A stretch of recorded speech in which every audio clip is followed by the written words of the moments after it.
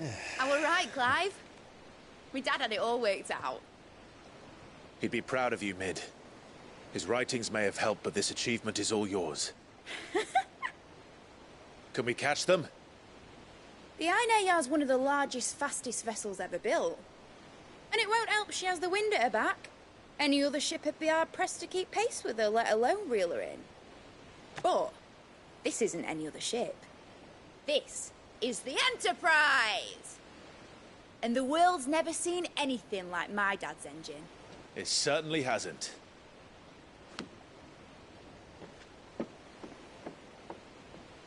Clive, what do you know of Barnabas Tharm? Only what the bards sing. That he sailed to Ash from southern lands. That it was his mastery of the blade which won him the throne. And that his sword, Odin's sword, can sever the very threads of creation. But don't lose any sleep over a last tilt. We'll do what we must to survive. What we must. The light! I thought this cove was meant to be hidden.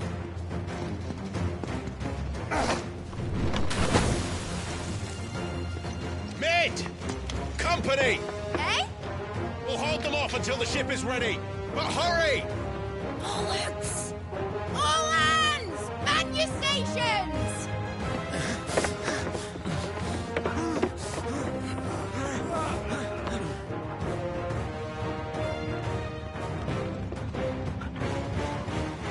Everyone with me?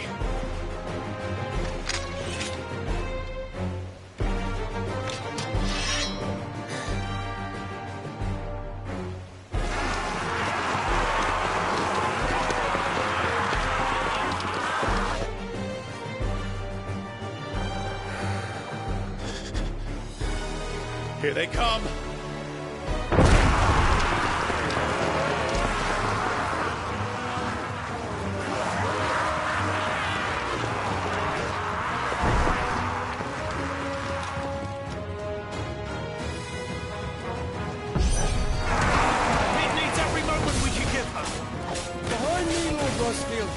I'll take care of these fuckers. Behind you! I'll have you know Earthbreaker here. One struck fear into the heart of every man in the cliffs.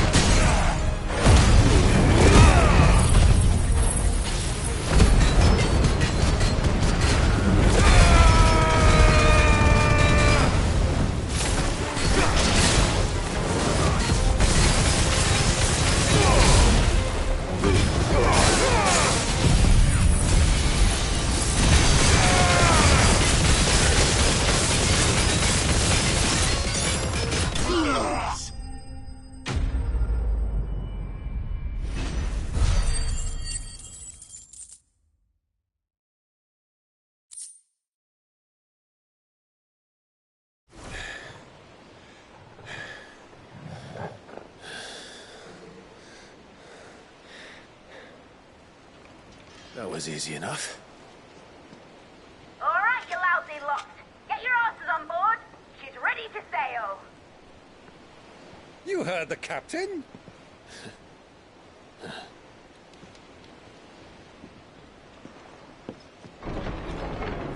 Clive?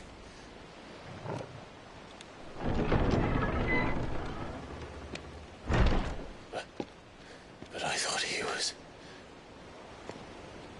Confounded. Then it is as I feared. Sleipnir is no man, but a creation of Odin.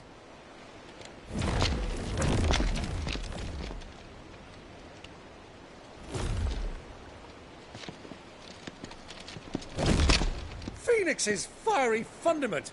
Have you no normal enemies?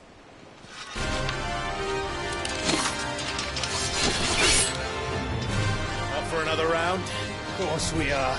Right, Lord Rosfield? My boy, there was a time people called me the Executioner. Or was it my ex? No matter, heads will roll all the same. Mate, new plan! You leave, we follow! Follow? Swimming, are you? Oh, bugger me! Weigh anchor! Engine's dead slow ahead!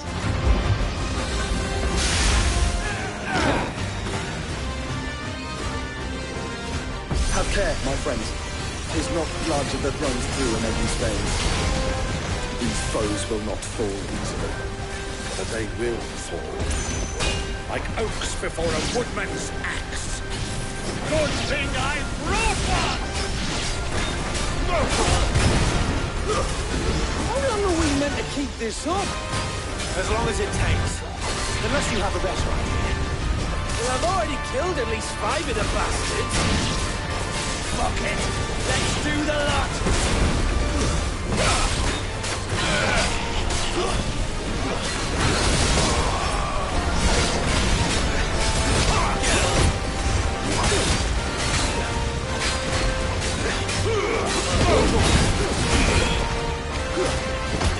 It's over!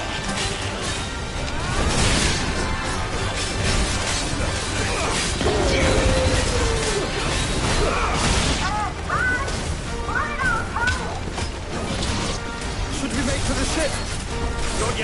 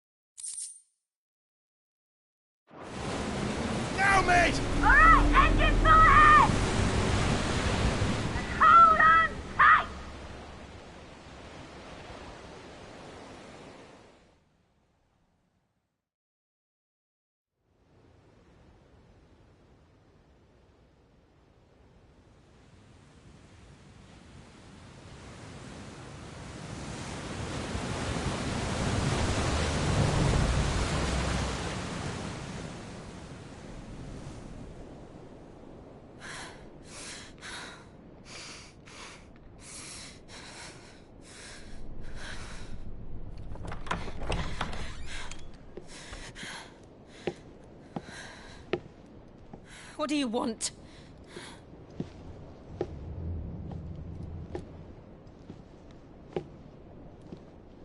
That's quite a mess you've made. And wholly unnecessary. You are my offering to Mythos.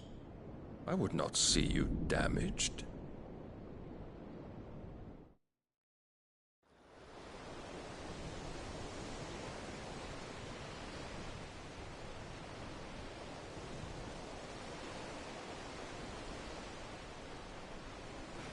Now back to your stations! Every bell spent treading water puts another league between us and the galleon.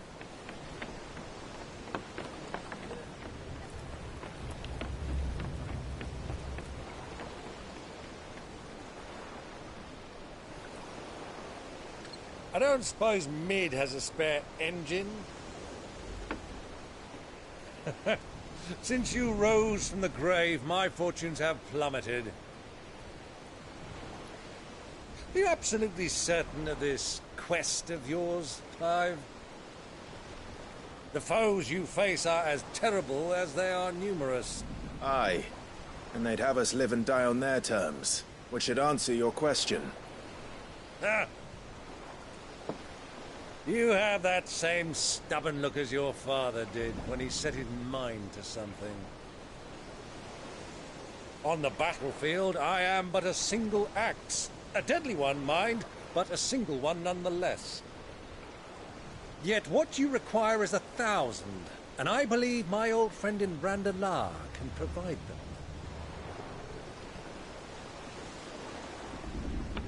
Take care, Clive. I have many more tales of your father's exploits to share. And I cannot very well do that if you're dead. Again. Good luck, Uncle. And may fair winds attend you. As for you, Joshua, take care. I shall do my best, Uncle. Farewell, my nephews. When next you see me, it shall be with an army at my back.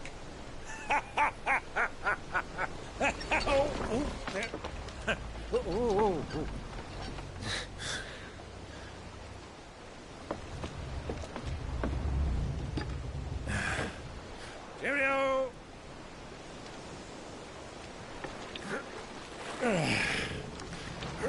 Oh, yeah.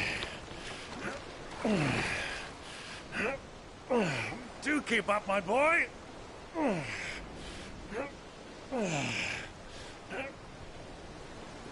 Well, we can't have him showing us up now, can we?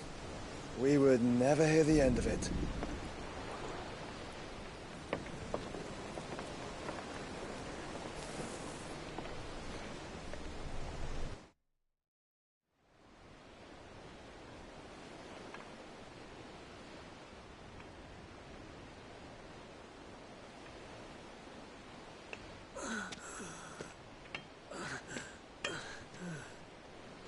Great God of mercy.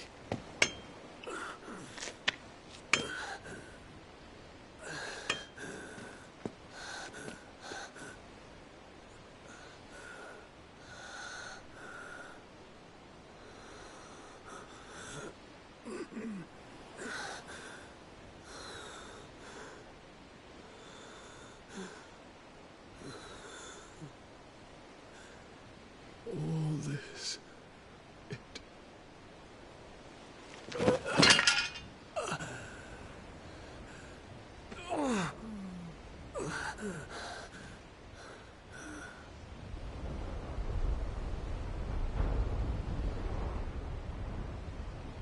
What have I done?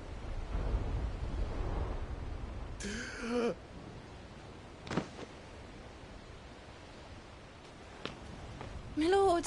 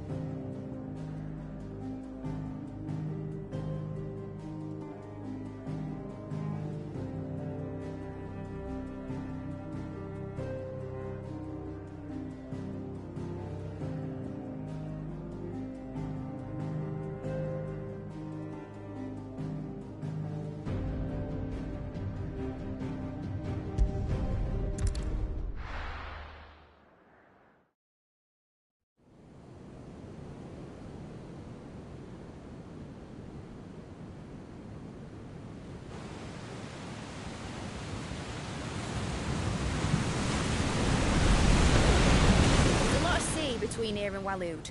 But any ship heading north has to round Zemeckis and put through the Narrow. Maintain our current bearing north-northeast, and we'll catch the Black Galleon before she vanishes again.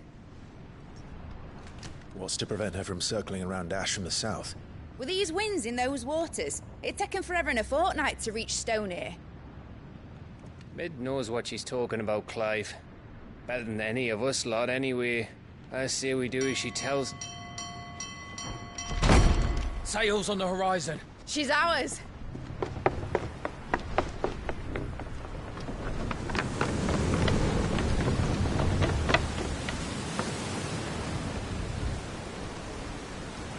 Look alive, boys! Pull ahead! And keep those furnaces fed! Do you feel that? Jill. All hands! Battle stations!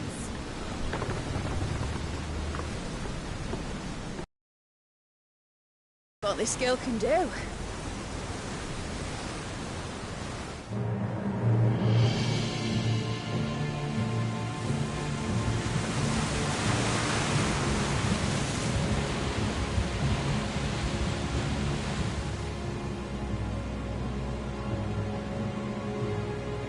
Where one leads, so does the other follow.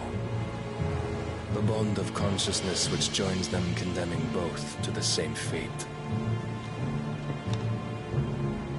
Yet my every attempt to strike it from their hearts serves only to tighten its hold.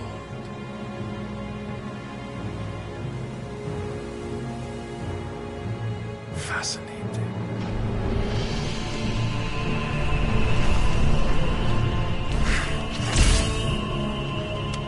But then, there is naught my blade cannot sever.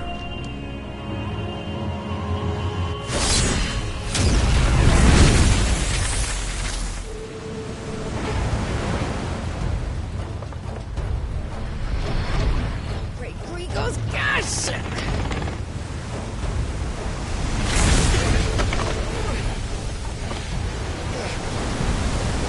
One of us. Hard apart! Heads down, you brutes! And brace for impact!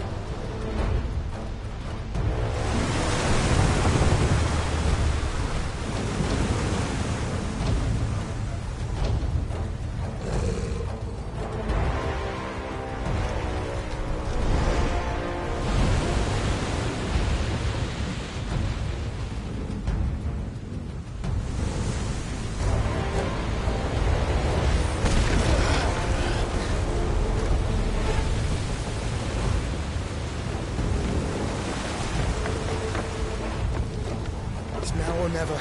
I'll find her.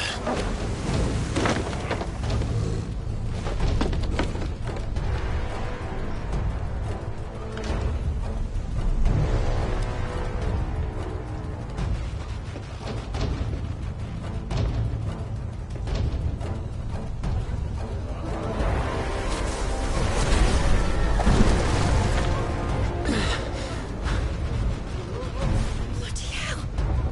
How to stop it!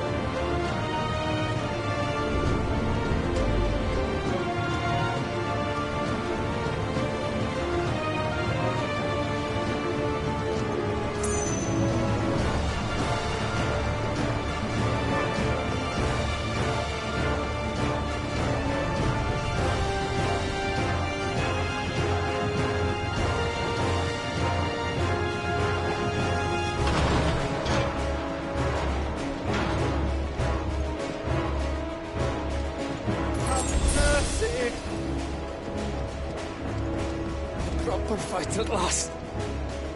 We're all going to die. I need to hurry.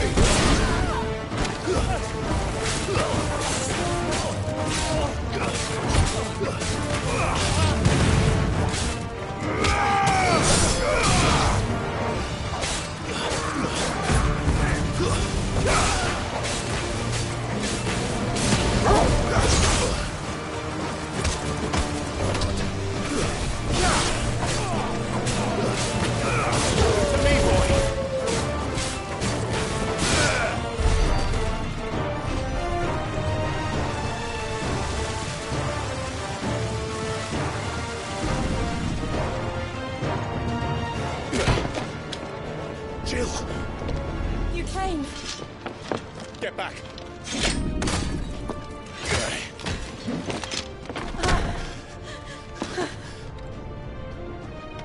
Clive, how did you... I'll explain later. Hands!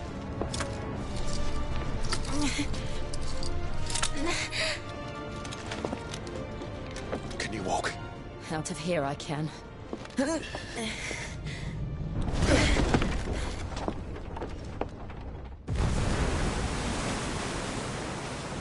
Stand still! Phoenix. Are you not the dominant of fire? I see naught before me but a guttering flame.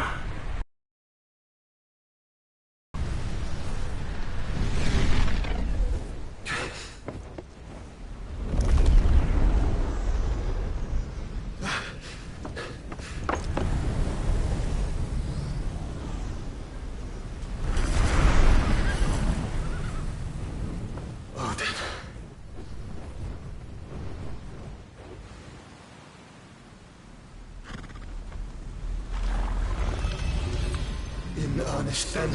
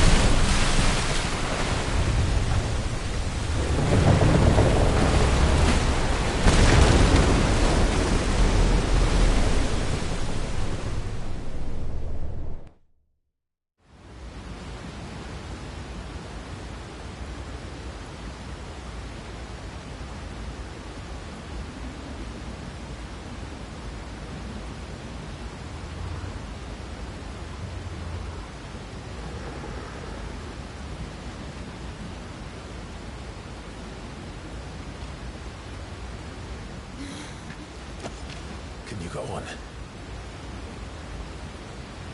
I think so.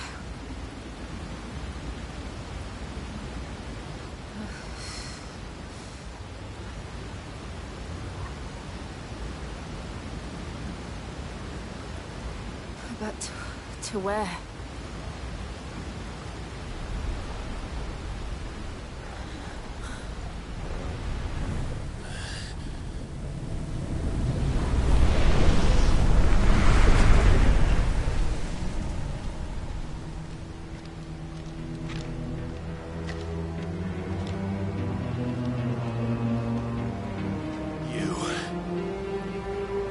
What did you do to Joshua? The Phoenix? Oh, I expect he will survive. This consciousness in which you coil your feeble souls is grown thick with desperation. And thus has my master turned to my blade.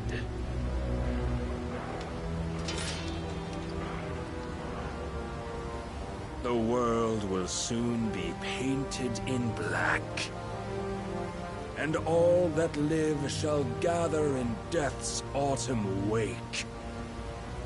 Not if we remove the cause of this misery. Not if we destroy the last of the Mother Crystals and restore balance to the world. Come. Do you truly think it's so simple?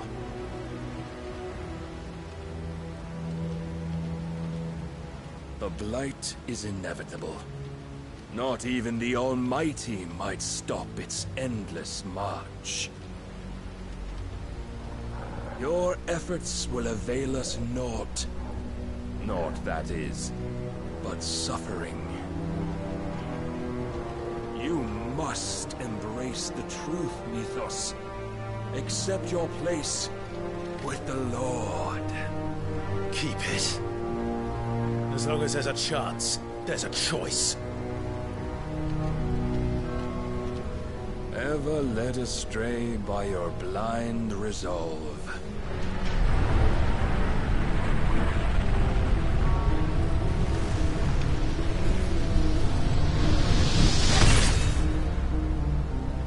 Now, it is time you learn the inevitability of your divine fate. However much it may hurt. Get as far away as you can.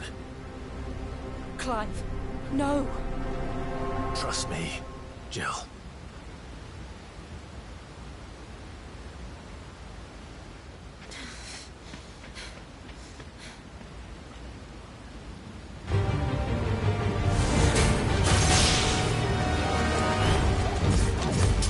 We don't have to do this.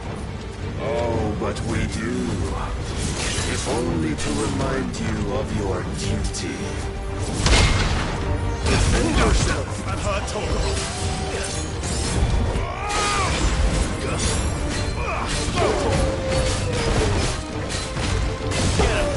In the short time since our last meeting, you have grown much. Yet as a vessel, I fear my lord will still find you lacking.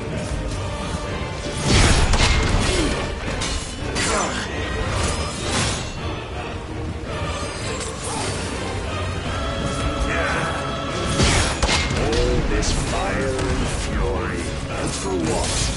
Stupid night. A foolish notion fed to you by a foolish man. How dare you? You know naught of this world nor of our place in it. If our fates were so easily rewritten, we would all be gods. And for God,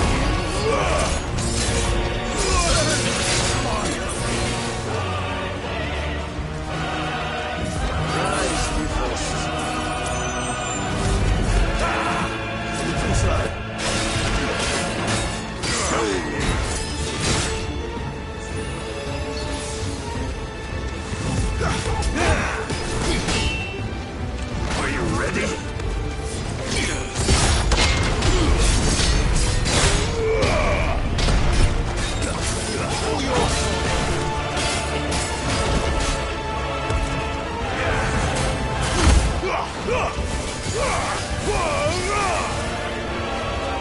I have seen enough.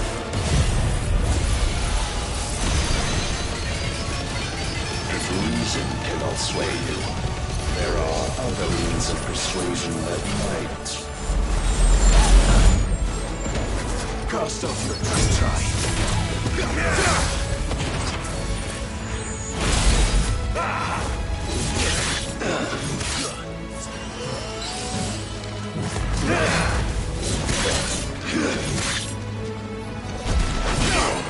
Prove your strength.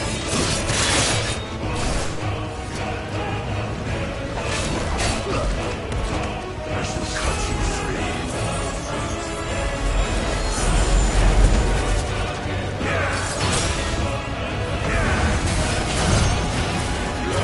No good.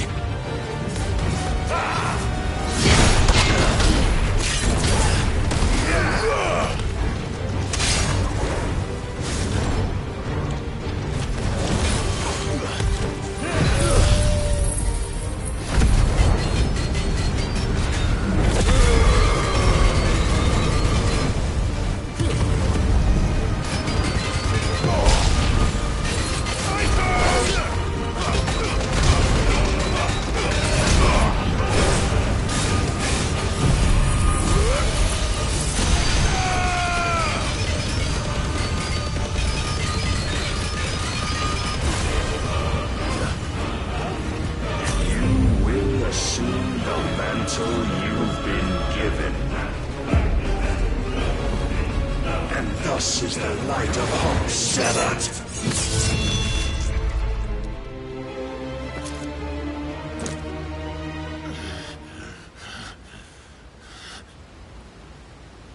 You failed so soon. Never. Clive!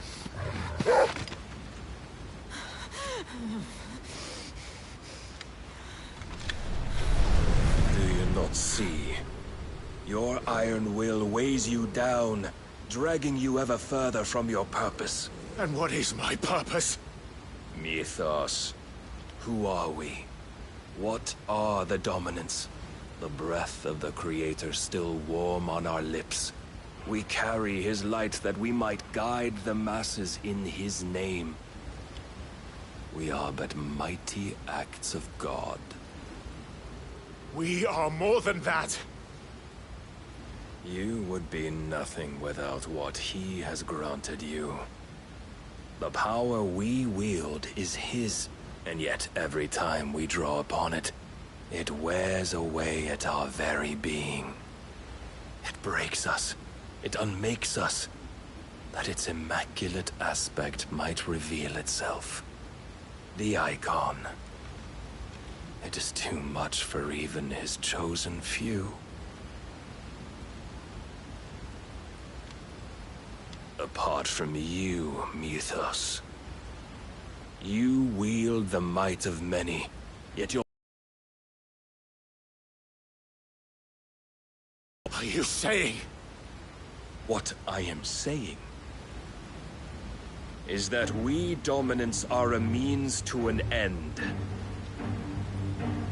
We were created for you, that you might drink deep of our strength and thereby fulfill your divine purpose. Which is?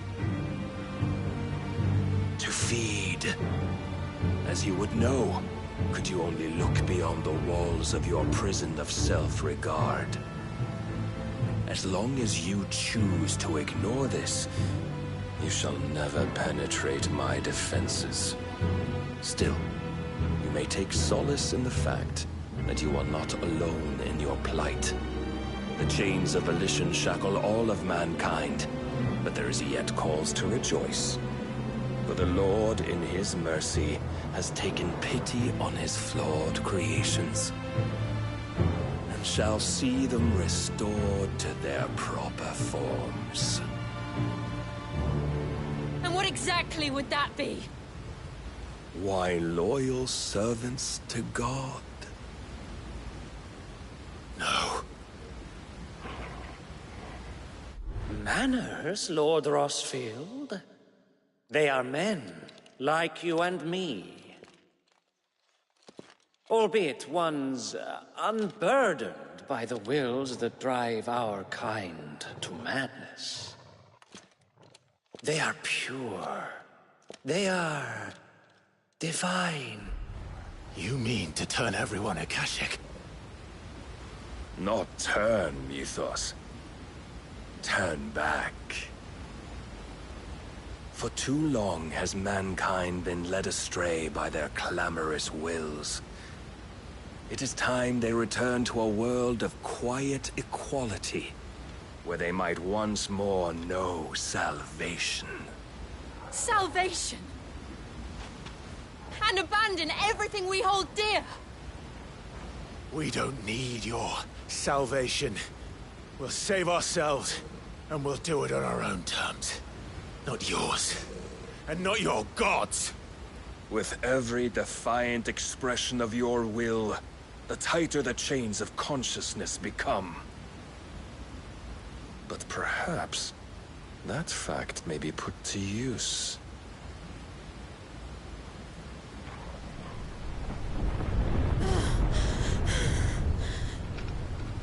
Clive! The faster it binds you to the remaining dominance, the stronger your hunger will become. Until it leads you back to the only answer there ever was. Mayhap not by the path my master intended, but back all the same.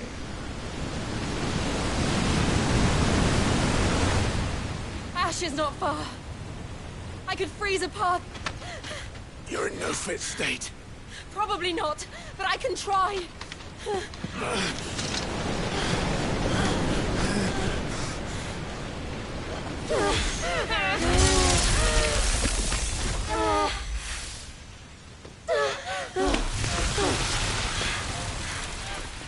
Don't look back!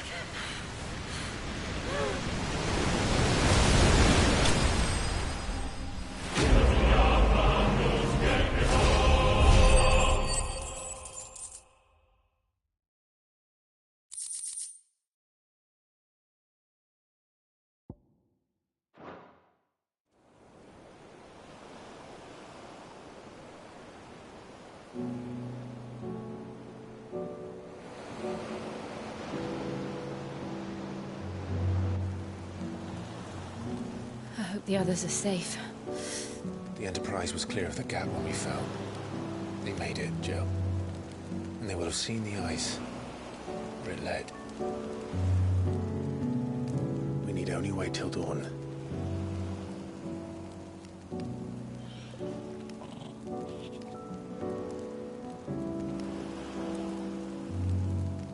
This is the second time Barnabas has bested me. I'm powerless against him. Then maybe there really is nothing else for it but to give yourself to his master.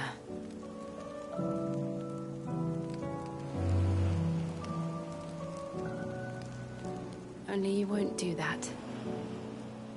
The Clive I know would never do that. So you believe? But do you really know me? If what Barnabas said was true, then I'm more monster than man. And each time I summon the flames from within, I burn away the things that make me who I am. Do you, though? Think of what you've used that power for. Of all the people you've saved. It doesn't matter how or by whom it was granted, only how you choose to use it. And you've chosen to use it for good, haven't you? I've also used it to kill.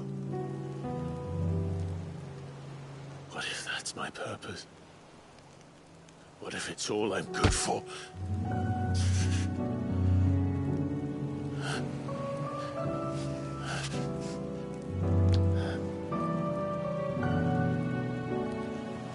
You're still that same boy I grew up with. Always so eager to save everyone around you, and yet always so alone. Because you failed to realize the one thing that needed saving most of all. You, Clive. You. You never once took the time to save yourself.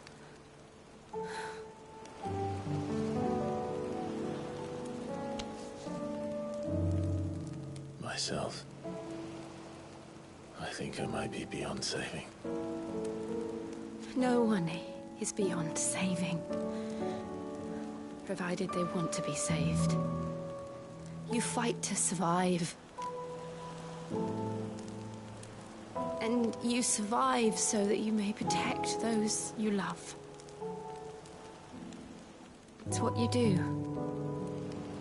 What you've always done.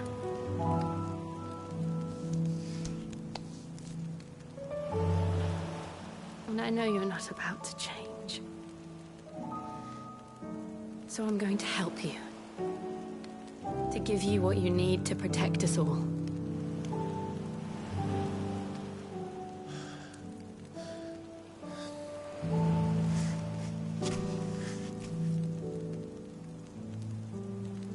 Jill. Are you sure?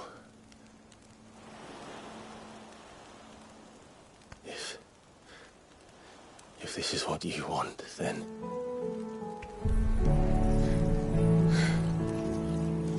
Don't worry, Clive. It is.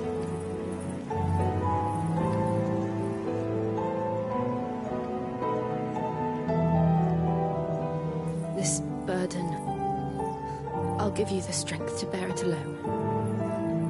But I'm not alone. These burdens I carry, my sins, my pain, my sorrow, I see now that they are all a part of me.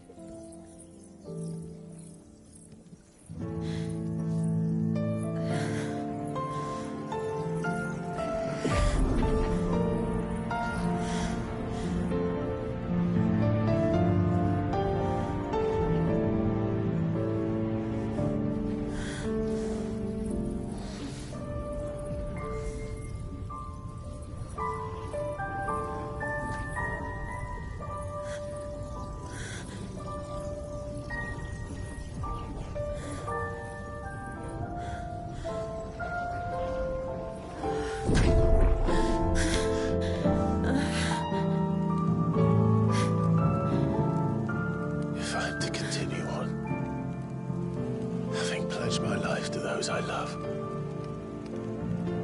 then I will gladly bear your burdens too, until my last breath. Clive.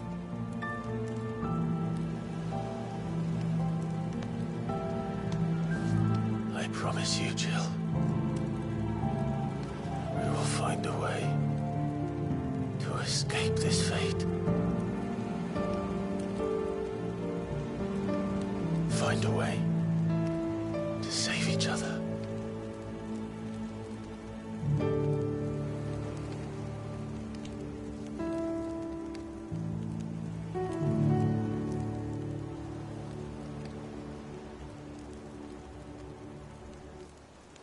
That we might one day look upon the moon again, together.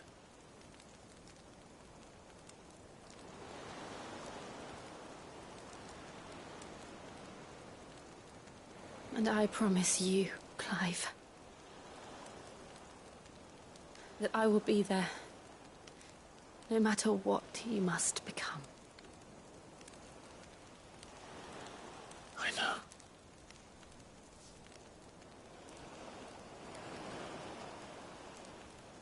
I never thought a smile could bring me so much joy.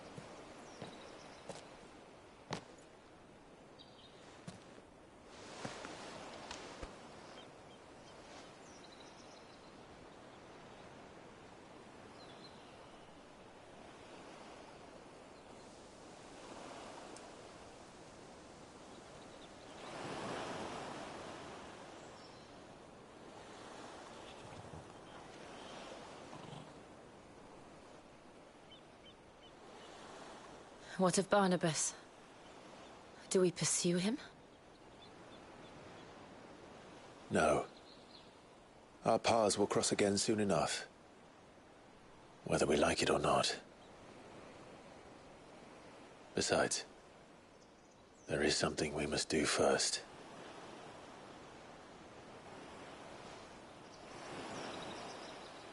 Of course. Drake's spine. The last Mother Crystal. The Einherjar is at the bottom of the sea. Waloed won't dare move on Storm without her. But they know we're coming now. We'll need a plan. And a damn good one at that. Then let's go home and find one. Ash will have to wait.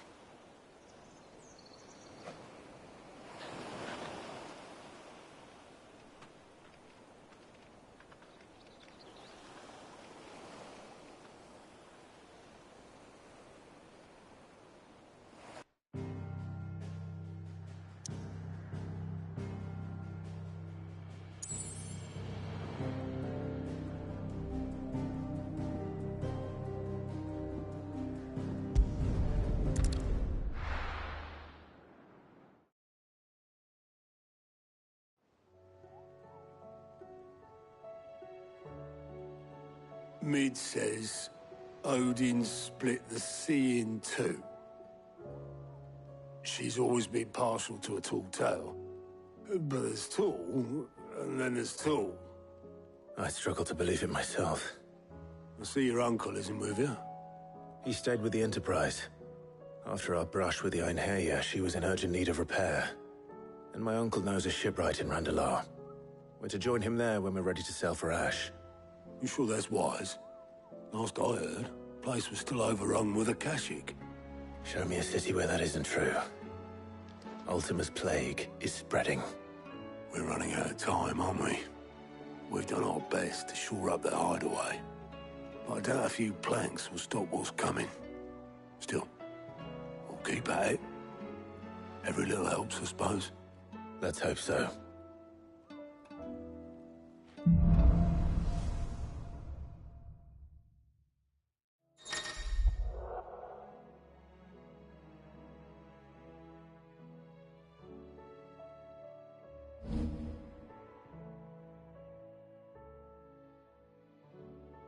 I should visit Joshua. Assuming Talia will allow it. You need anything, you just ask. We might not have your uncle's resources, but resourcefulness, we've got in spades.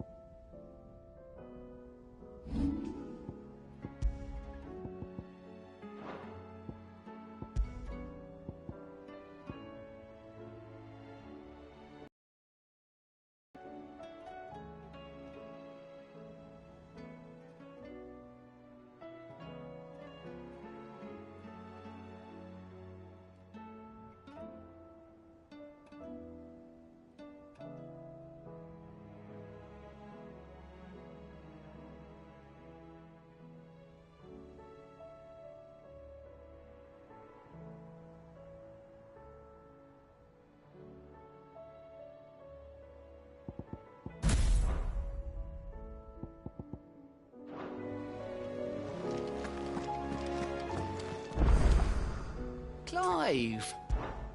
Here you go.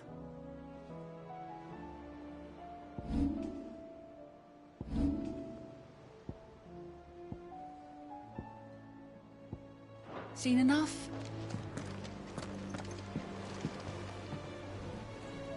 Heard the bad news then, did you? What bad news? About Dravost. Blackthorn's old haunt. With the forge and all that. Well, anyway, the mines just down the road from there are spewing out ether like no one's business. And the village? Safe from the flood for now, but they've got other problems. Akashic. Every creature in the area's either turned, or on the way to turning, apparently.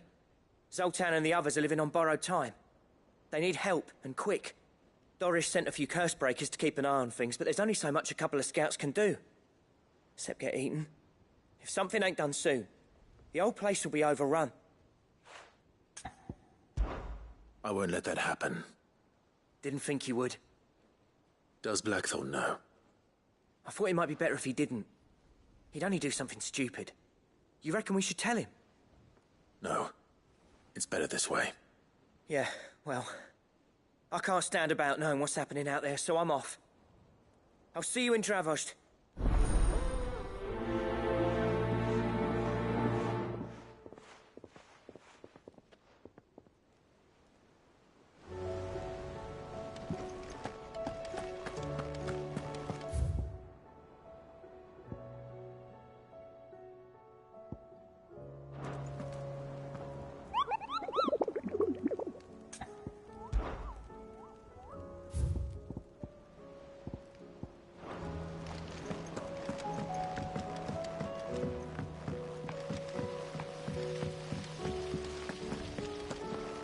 Then again, why settle for low-born chaff when we've honest-to-goodness royalty right here beneath our roof? If Prince Dion cannot see my love for him, then perhaps the Phoenix will.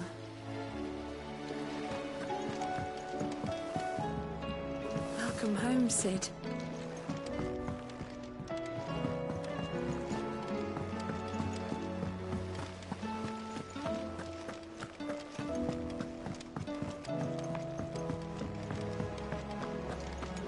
So, she don't need sails or oars, but she's still the fastest ship on the sea? That's what Mid says, anyway. Though I'd have to see it to believe it.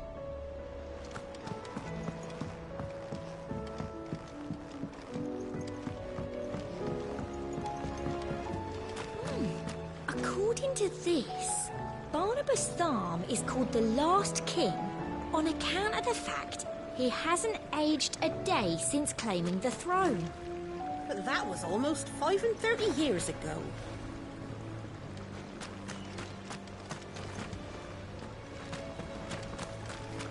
Ah, Sid. I saw Mid and the others made it back in one piece. More or less. Would that the free cities had fared so well. It will take years to rebuild what was lost to His Majesty's Akashic army.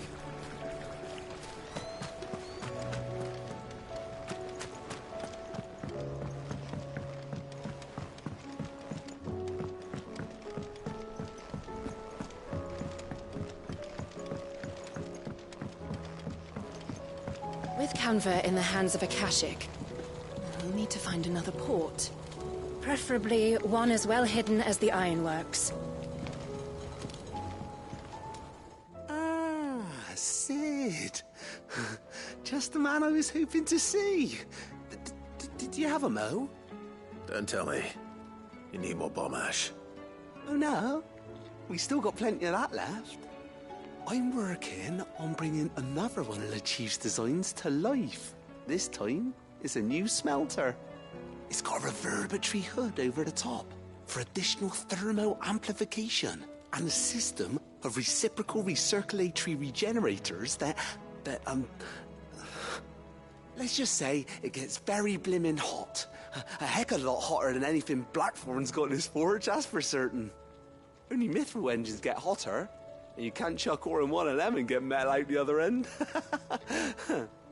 Trouble is, we won't be able to make out of any old rubbish, neither. We need the good stuff. And I hear you once helped Helena get her hands on exactly that. Any chance you could help me too? If it's for the good of the hideaway, I'd be happy to. Oh, it is. I promise you. So, what exactly is this good stuff you need me to find? We've got a couple of examples here. Spherical echoes, we call them. More fallen materials. So this smelter is similar to the Mithril engine in more ways than one. That's right. They're a bit like the thermal helms. Fallen ceramics deal with heat like nothing else, see? And what's more, they're directional, transferring heat from the inside to the outside. But these things, they're all outside. If we line the hood with them, they'll reflect the heat right back into the furnace. We've collected as many as we can, and I know where we can get the rest. Trouble is, they're all watched over by their bigger, uglier cousins. So you want me to visit some ruins, destroy some echoes, and bring back the spheres they're guarding? That's it in a nutshell, yeah. We're only 3 short, mind, and we know exactly where they are. There's one up Amber Way, in that ruin that they call Lost Plume, and another in the Silent South, over in Dalmekia. Last one is in the ruins of Advent, which is in the Empire. All right then. Wish me luck. It'll do. I'll be keeping all my fingers and toes crossed.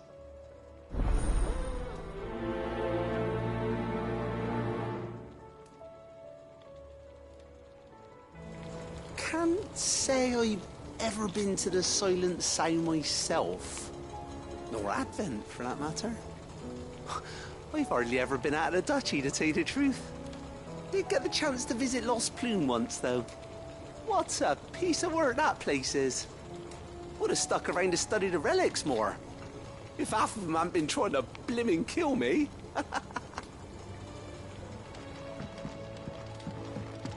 How was she? The Enterprise, I mean.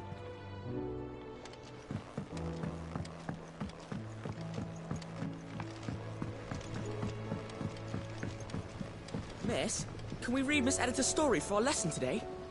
What a wonderful idea, Jocelyn. Let's do just that.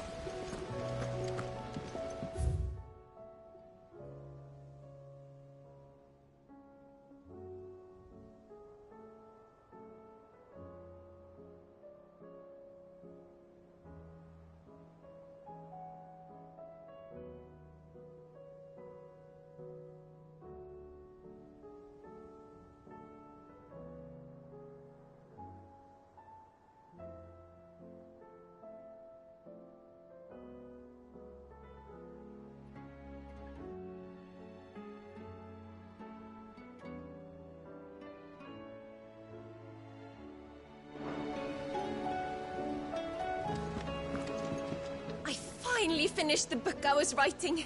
You're welcome to read it, if young Jocelyn hasn't already defiled its pages with his infernal scribblings.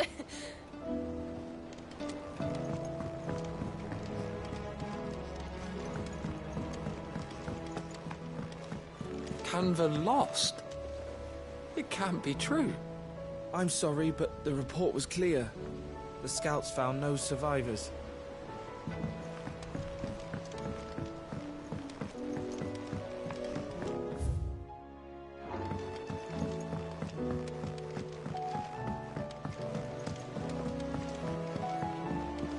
Tried Molly's lemon tarts. I've never had anything so delicious.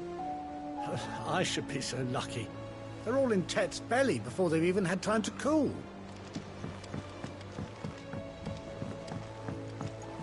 Lady Karen's called in a favour with one of her suppliers. We should have a new shipment of sackcloth before the next moon. Not a moment too soon.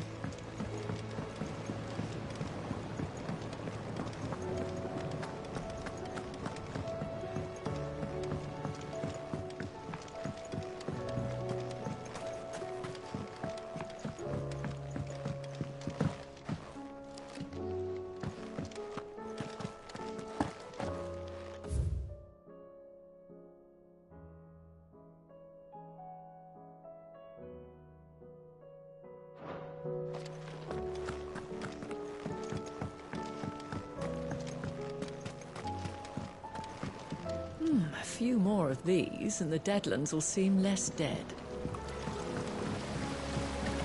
A trader from across the sea once told me that on the continent they play music for their crops. These flowers are beautiful.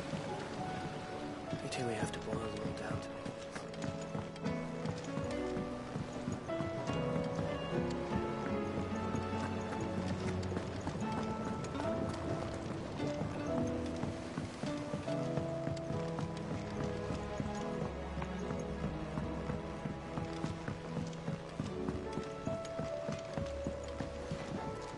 Oh!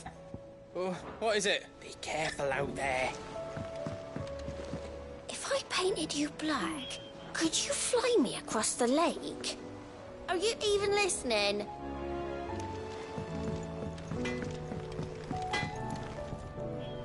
Trouble with your gear, or... Yeah. The weight of all that shit.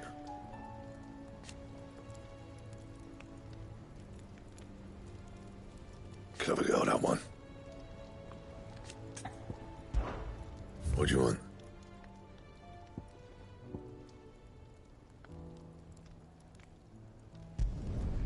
Not bad, if I do say so myself. Anything else? The stew's awfully thin these days. Oh, what do you expect? Farmers are abandoning their fields and traders their roots. Most of what we have now comes from here in the Hideaway.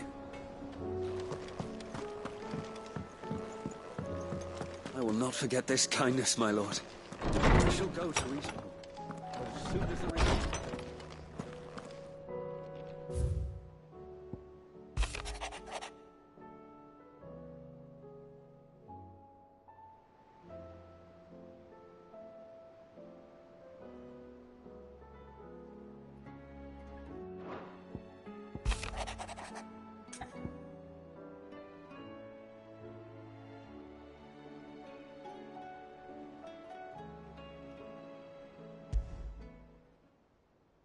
There's no one... But I can speak to her at least.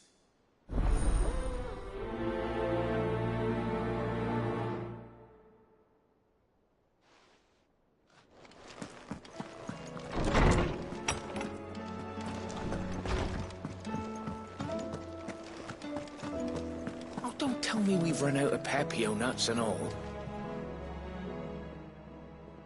Still alive, are you? Going purse weighing you down?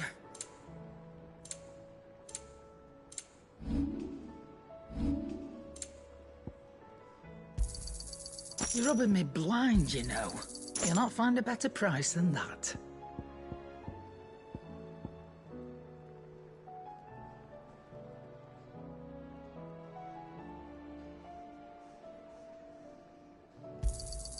You're rubbing me blind, you know. Is that all? What do you recommend? A shirt. This is a tavern, not a brothel.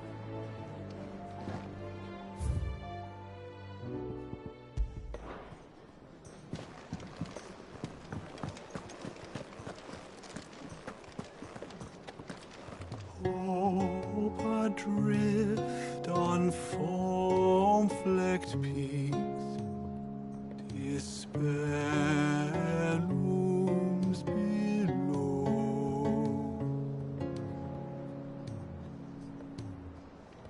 Yet in the dark, a flame is sparked that warms us in its glow.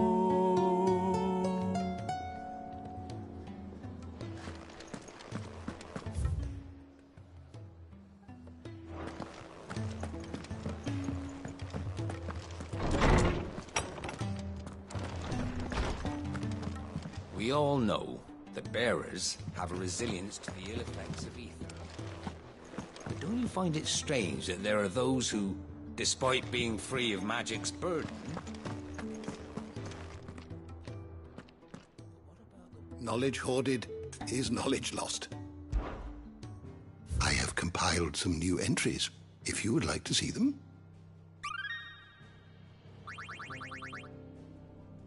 What subject shall we consider today?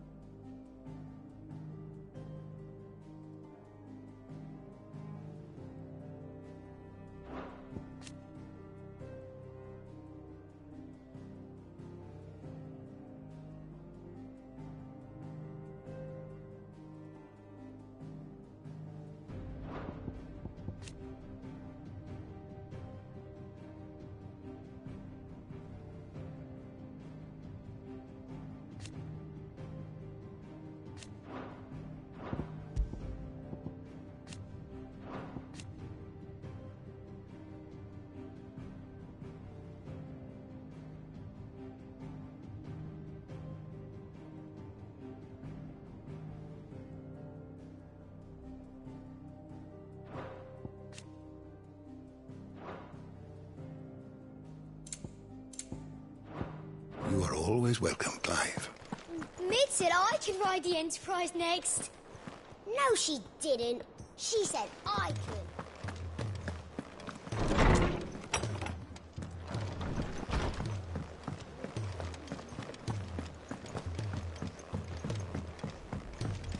Come back.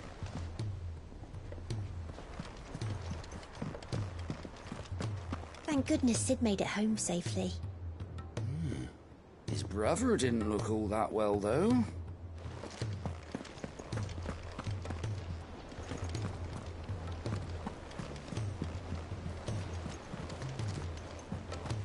Covered in nicks and lumps, the lot of them. It's a wonder they can still walk. It's a wonder they made it back at all. I heard Odin was there. I suppose you've got quite the tale to tell. But I'll let you get some nice warm stew in you first, before I go bothering you for the details.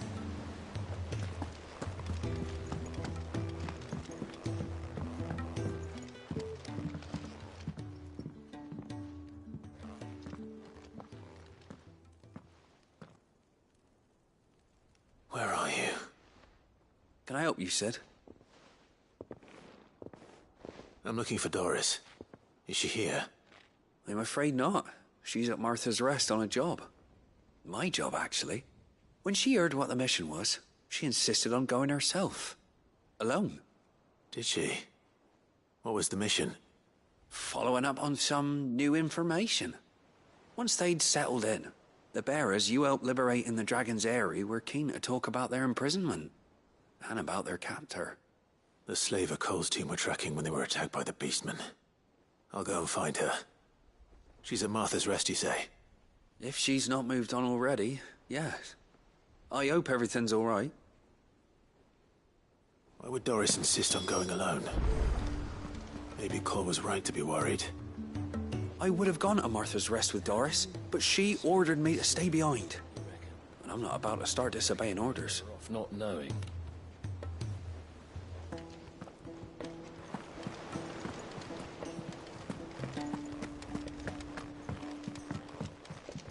Clive. What is it that you wish to learn?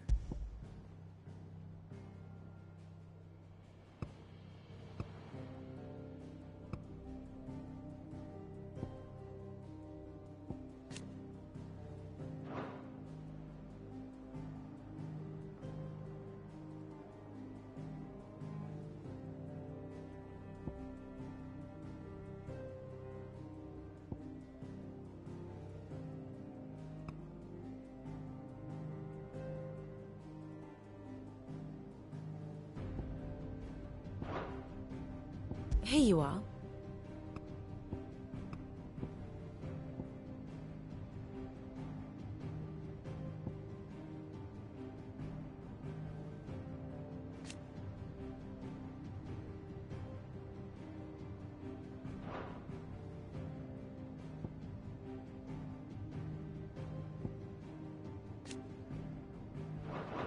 Very good.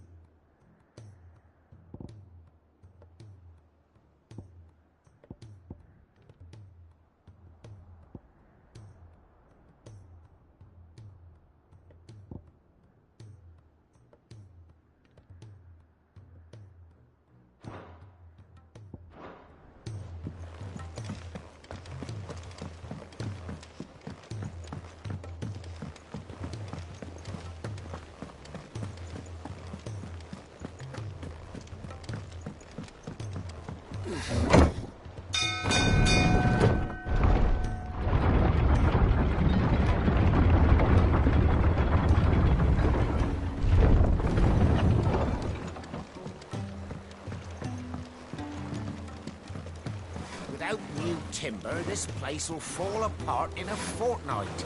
Either find me some, or I'm taking a saw to your bed.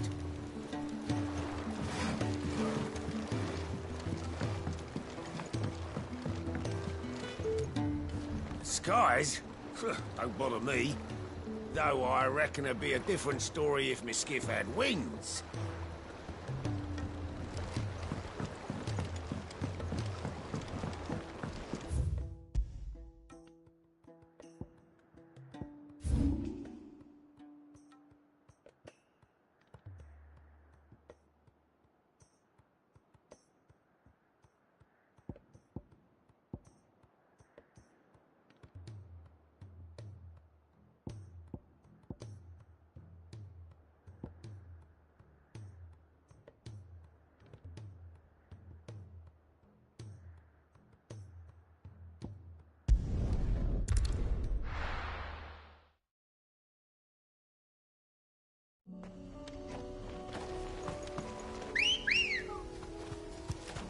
Come on.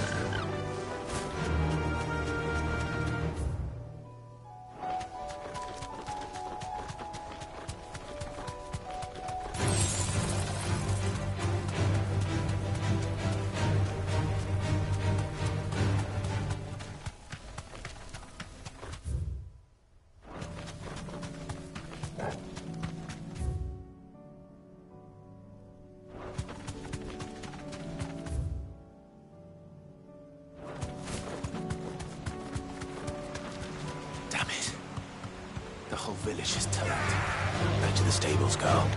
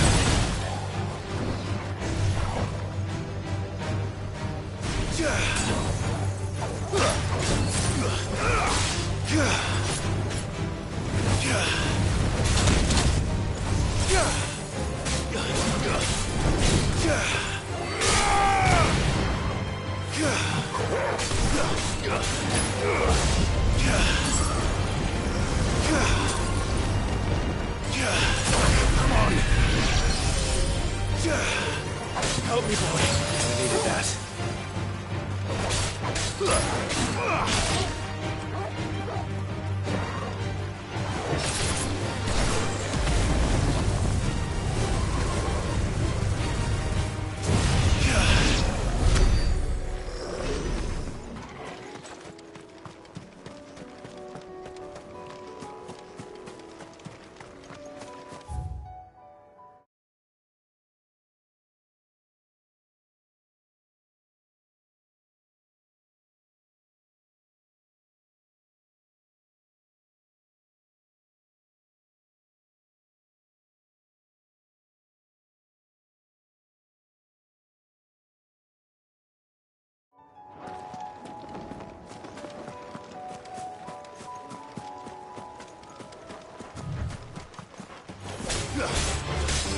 Attack!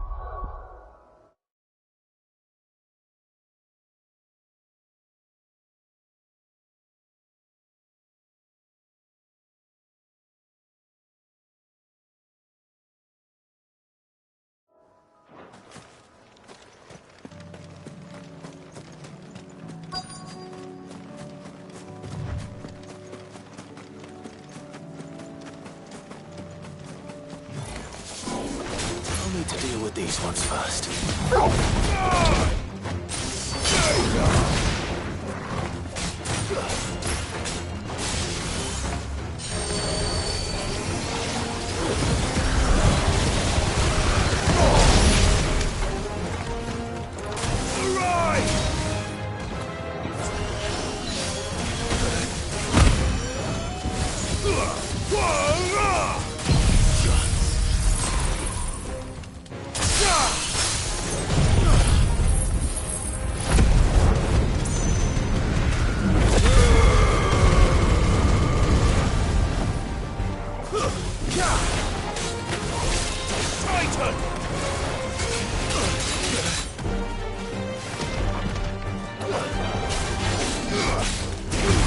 I can't go on.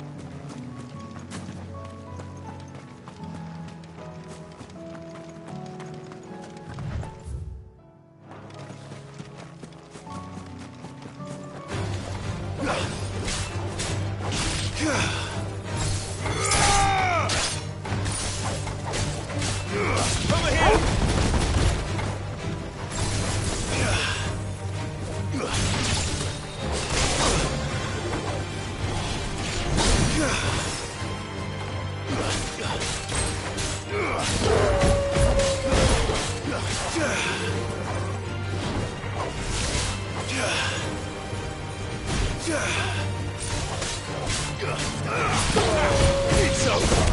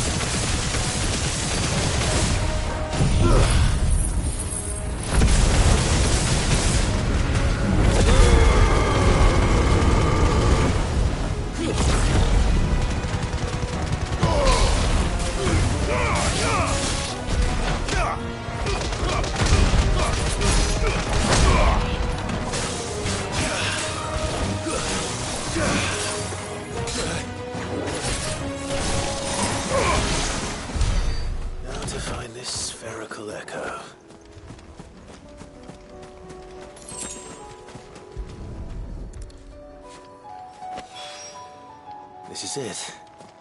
Right then. Just two more to find.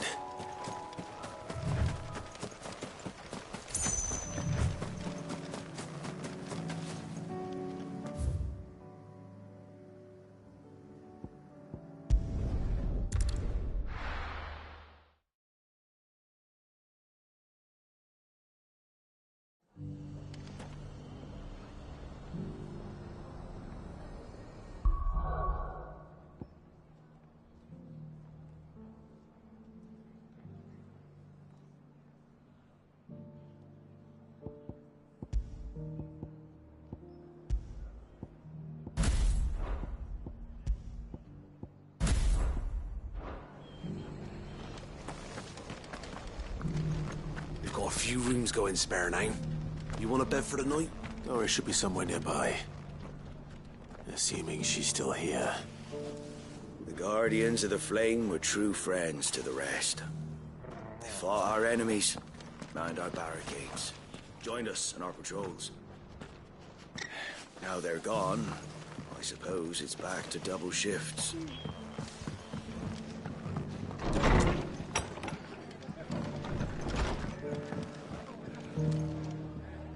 Ah, Clive, I was just about to send for you. I'd like you to take something to Sir Wade up in Eastpool. Seeds for planting. Thought it was about time they started growing their own food. I'll keep providing them with whatever they need in the meantime, of course. But if Eastpool's going to survive, it's got to be able to fend for itself. As of those poor bearers. They've lived their whole lives in servitude, but now they're their own masters. Small wonder they ain't got the foggiest how to provide for themselves. So it's up to us to teach them. And if you're wondering why you, well, the Wagoneers taking supplies up that way have been coming back with more and more reports of Akashic around the village of late. Sir Wade's putting a brave face on it, but I think even he's starting to worry. And if he's likely to share those concerns with anyone, it's you. All right. Thanks. Wouldn't ask if I didn't have to. There. That should be enough to keep them in Gazal Greens for a few years at least. Gazal Greens? Not the most mouth-watering crop, I'll admit. But they're hardy, they grow fast, and they fill a hole. Better that than something that'll wither away at first frost.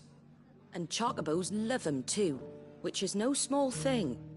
When I say all of us need to pull together to get Eastpool back on its feet, I mean all of us. They ain't exactly succulent, but cook 'em right and they're just about bearable. I'll take your word for it. Anyway, Sir Wade'll know what to do with them. And if he don't, well, I'll go up there and show him myself. I'm sure you will.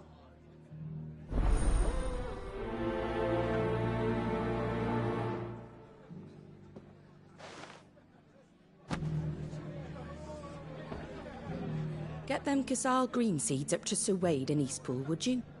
And while you're there, ask him what the situation is with the Akashic over that way.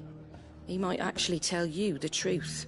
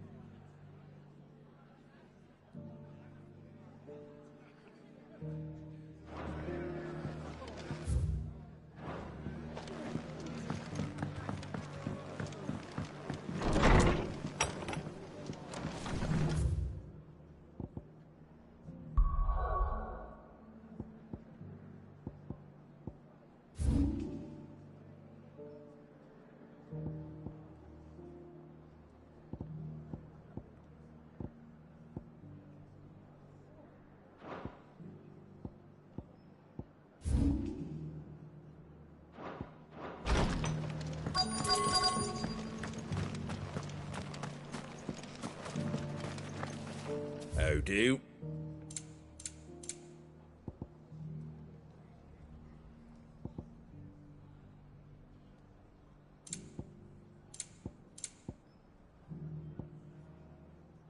Fare thee well. Just because the heavens have gone to rack and ruin, it don't mean we have to.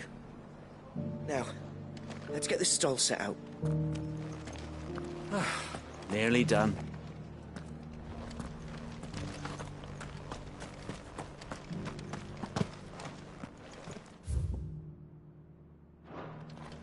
It doesn't still hurt, does it? Oh, 1,000 Akashic jars couldn't hurt me. It's been a pleasure, Doris. Just like old times.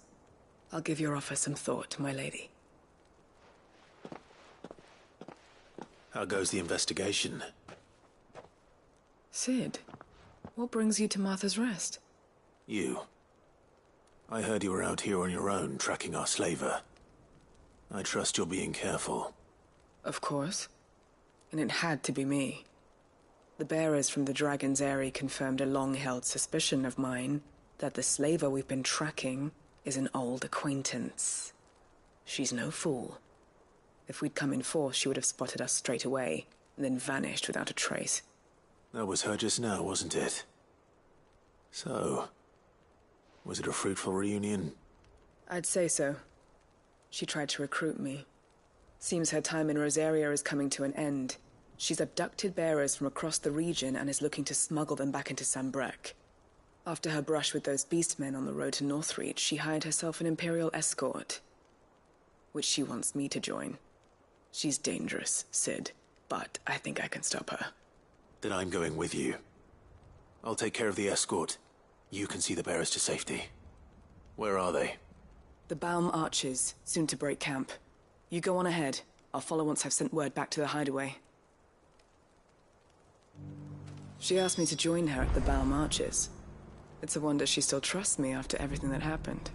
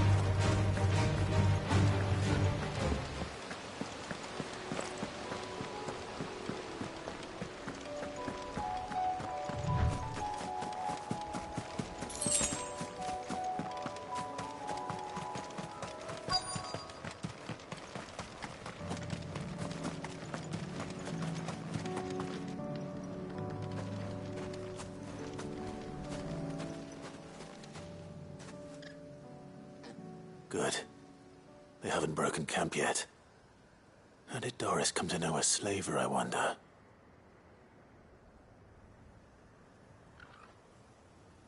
We've waited long enough. She's not coming. Ready the bearers. We're leaving. Back to civilization, is it, Mom? With all haste, lest any of you lackwits start talking like these feckless bumpkins. I presume your men are ready. We've suffered too many delays as it is. Any more, and I'll be docking your pay. Yes, Mom. Oh, but before you go, it appears we have company. Kill him. You're welcome to try.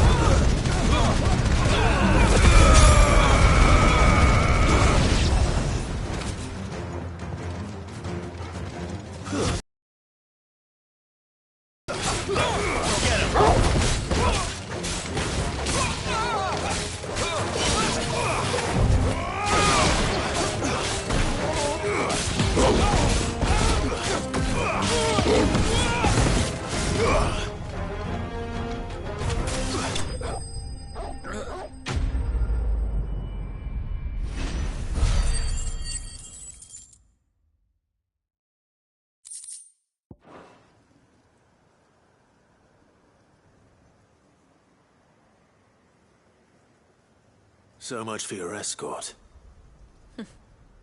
You'll forgive me for not avenging my men. I'm not the swordswoman I used to be. I surrender. Do with me as you wish, Sid the Outlaw. Sid!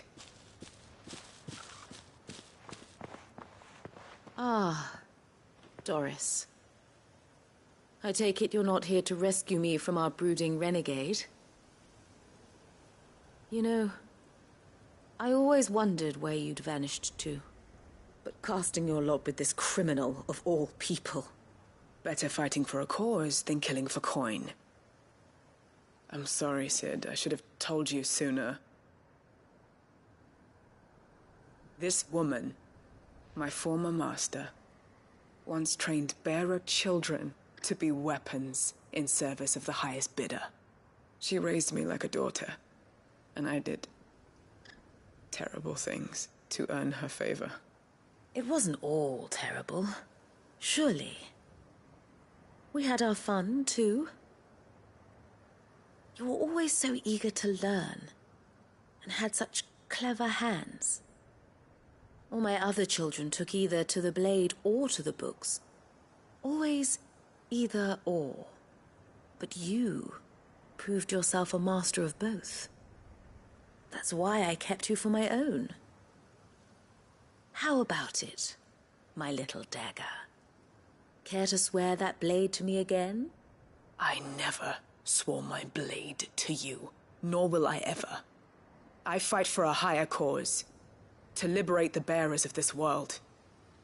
Farewell, Master. Thank you for making me the weapon I am. You always were a righteous child. Perhaps that's the reason I loved you so.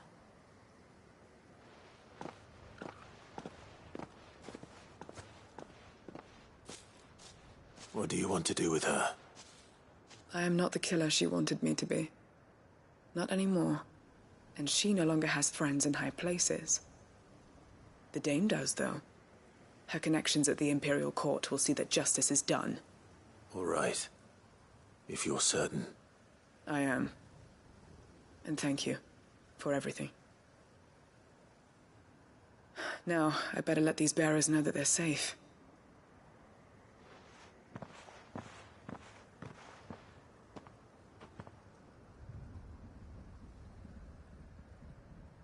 And I should head back to the hideaway and put Cole's mind at ease.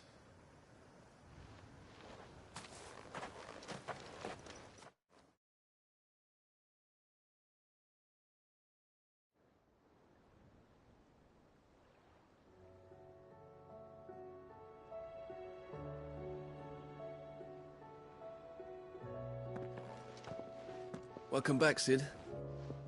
Doris's message just arrived. I hear you saved more bearers from being smuggled across the border. With any luck, they'll be joining us in the hideaway shortly. Oh, and your letter. You don't need to worry about Doris anymore. I'd been hoping as much. She mentioned one or two things in her report. So the slaver we'd been chasing all these months was her former master. Wish I'd known. She's been arrested, by the way, over in Sunbreak. Went quietly, or so we're told. And she won't be getting off lightly. The Empire may have no love for bearers, but it's none too fond of black market traders either.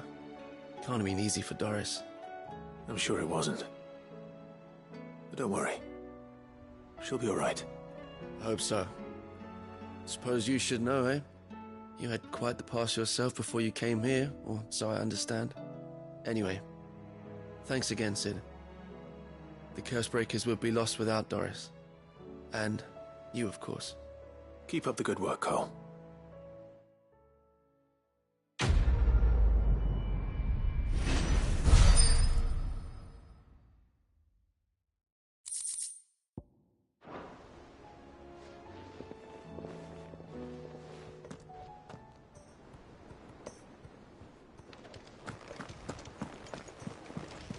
Covered in nicks and lumps, the lot of them.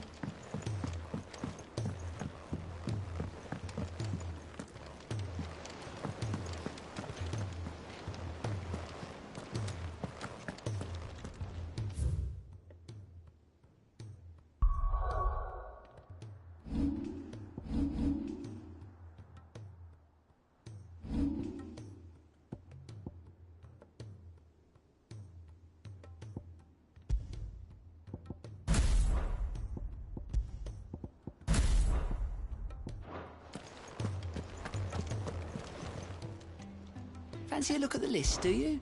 Quick look. Think you can help?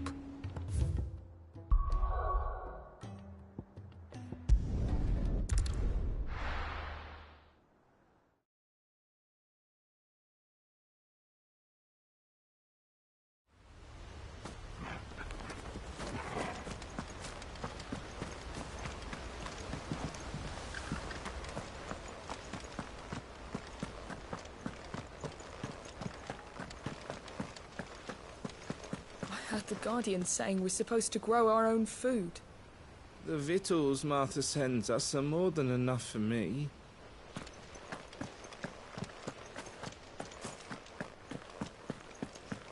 Can't help thinking it would be quicker and easier to take care of the repairs ourselves than explaining all the ins and outs to the bearers. At this rate, only the Founder knows when we'll be finished.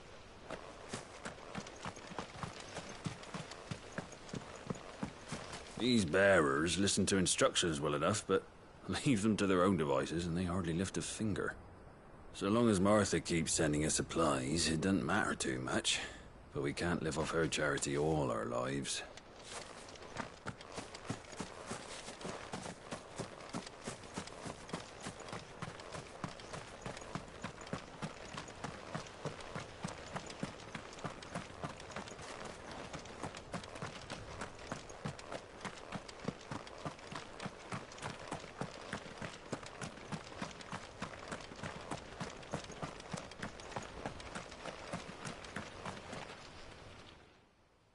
Ah, Lord Rossfield.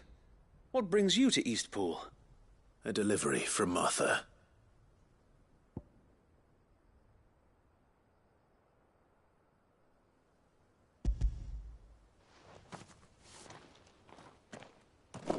These are Gizal green seeds. Martha's keen to cut the apron strings, then, is she? I jest, of course. You see, I had thought we might be able to revive the old wheat fields, but they'd long since gone to seed, only without the seeds. Martha was hoping you might be able to show the bearers how to plant and tend these, so that they'll be able to fend for themselves. That's not a bad idea. These bearers had only recently escaped their bonds before we brought them here. They know little of freedom, of providing for themselves and their loved ones. Unless we teach them how to live like free men, I fear that all we have achieved in bringing them here is to exchange one master for another. Not that myself and the Guardians have been the best example to them so far, subsisting almost entirely on Martha's charity as we do. It's about time we all started to provide for ourselves, bearers and Guardians alike. Unfortunately, we've been a little too busy of late to focus on much besides bolstering our defenses. There have been alarming reports of... The Horde is closing in. They're coming, so wait, all of them. Damn it all, I thought we'd have more time. Gather the men in the square. Send to the rest for reinforcements. Yes, Sir Wade. The Horde. A Kashek, a veritable legion of them. They've been seen prowling around the northern reaches for a while now. We don't have the numbers to hold back a swarm that size. I had hoped to build a perimeter wall so that myself and the Guardians might be able to defend the village, but... Now you're out of time. Precisely. If reinforcements from the rest arrive before they do, we may just scrape through, but I fear that's rather an enormous if. What if you could call on reinforcements from Eastpool? You mean the bearers? We brought them here so they might live, not die, fighting for their lives. So wait. You said you lack men to defend the village. Are the bearers not men? Do they not wish to see Eastpool saved? Though they may not be trained soldiers like your Guardians, what help they are able to offer could still prove the difference between victory and defeat. You're right, my lord. I will appeal to them.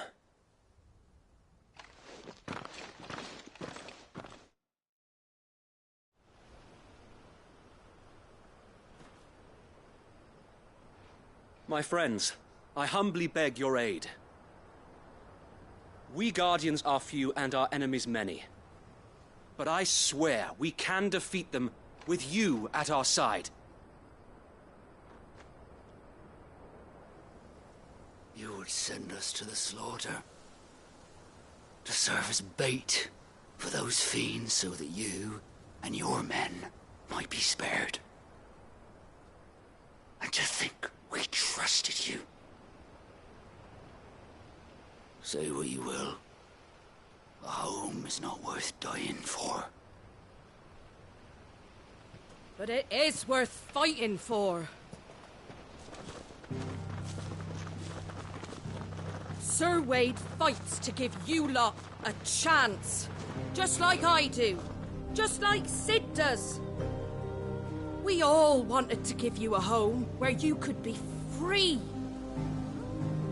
And you got one, didn't you? This place, Eastpool. This is your village. Your home. And if you don't fight to protect what's yours, you'll lose it. You know I'm right. This world wants to take everything from you. Everything. Your homes, your freedom, your very lives. So then, are you going to stand by and let that happen to you? Are you going to accept fate like good little Bran did and die, having never stood up for yourselves? Or will you fight like free men and women?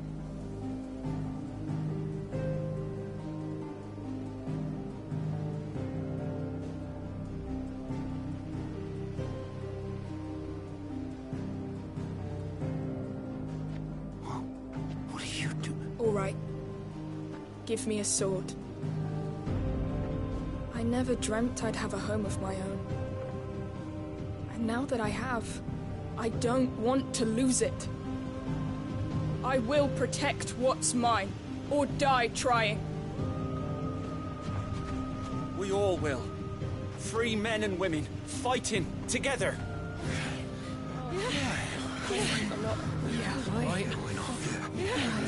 For Eastpool! For Eastpool!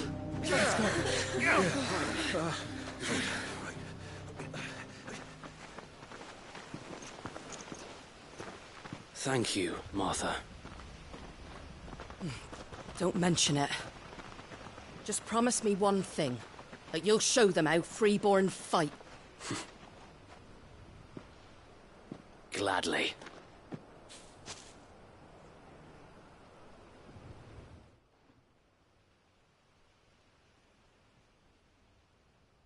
Well, if it was numbers you were lacking, you certainly won't be now.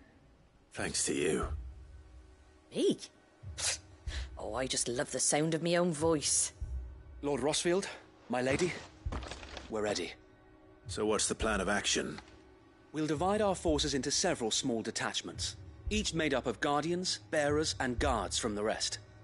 These will position themselves at strategic points around the village. Upon engaging with the Akashic, each detachment will keep the creatures occupied as best they can, steadily retreating all the while. You're going to lure them into the village? I am. We will have neither the time nor the resources to treat the wounded, so injuries must be avoided at all costs. Instead, we will focus purely on defense at first.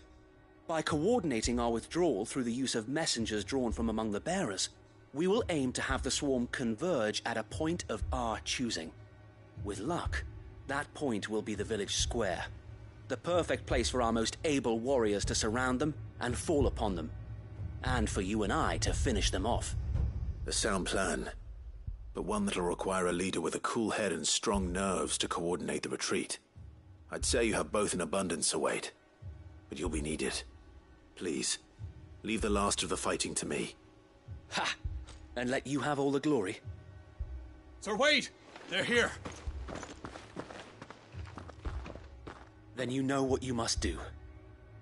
We work together, everyone playing their part, each shielding the other that no man might fall, that Eastpool might live on. For Rosaria! For Rosaria! We've no time to argue, my lord. I'll do as you ask. And I will do as you ask. Suppose we'd better do our bit too, then, eh? Right you are, Martha.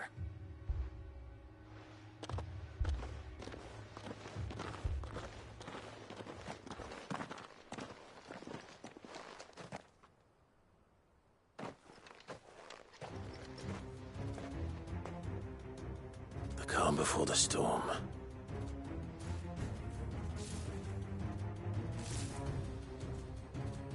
And here it comes. I will not let this village fall.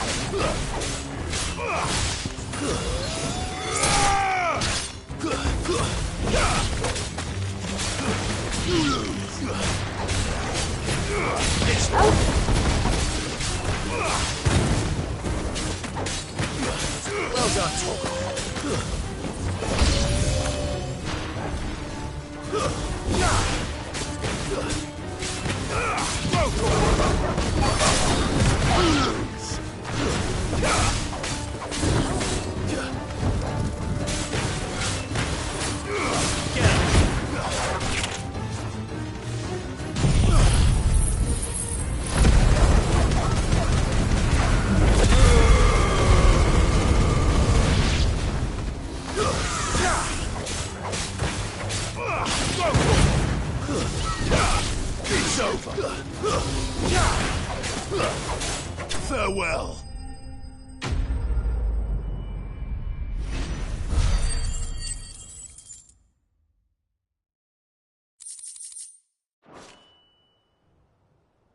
Looks like that's the last of them. Lord Rossfield! Change of plan! What is it? Owl from the rest. An Akashic Curl's been sighted on Rhiannon's ride and is headed in their direction. Well, the better half of her guard is here. So wait, how many Akashic remain in East Pool? Hard to say. My men are still facing some resistance, but I think the worst is behind us. I could order a detachment or two to fall back and... No. Let them finish the job. You stay here too, Sir Wade. Your men need you. I'll go after the Curl. Join me only when East Pool is won. If you're sure, my lord. May the Founder protect you.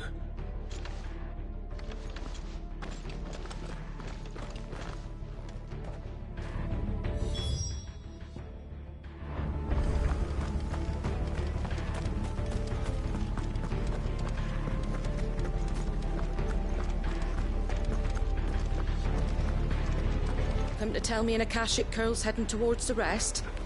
Get yourself down now. We can handle things here. Next one's mine. I might not know one end of a sword from the other, but I can roast the bastards. All right, but stay with me. We fight as one. The Curl was sighted on Rhiannon's ride back towards Martha's Rest. Found us speed you, my lord. Eastpool will be safe in our hands, my lord. You have my word.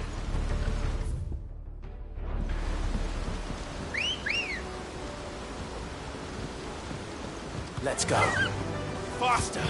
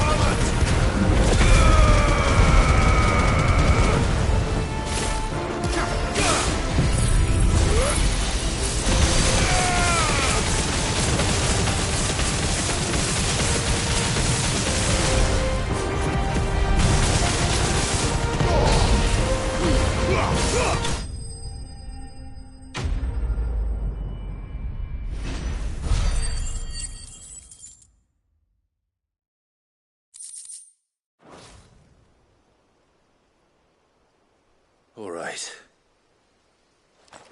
Back to Eastpool.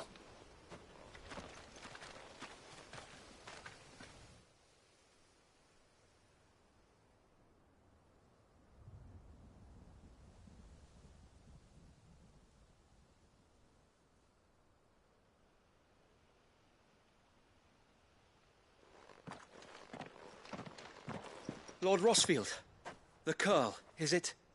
It's dead. Thank the Founder for that. And for you, my lord. We were able to eradicate the rest of the Horde. I have guardians posted around the village to keep watch for further attacks, but all seems quiet for now.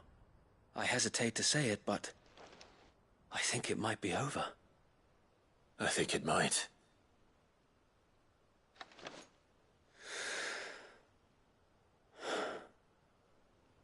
We did it. We saved Eastpool. Thank you, my friends. Thank you. No, Sir Wade. It's us who should be thanking you. You brought us together. Showed us what it means to fight for what you hold dear. We never had nothing to call our own before. We didn't know what it meant to protect it, but now we do. We really do. Forgive us, Sir Wade. You and your people saved us, and still we doubted you. But there's no doubt in my mind anymore. We're free men now, so we have to start acting like it. We have to fight to protect what's ours, to protect Eastpool. And we shall. We all shall. Together. This is our home. And if anyone or anything tries to take it away, they'll have us to answer to. Come on then. Let's get to work. This village isn't going to rebuild itself.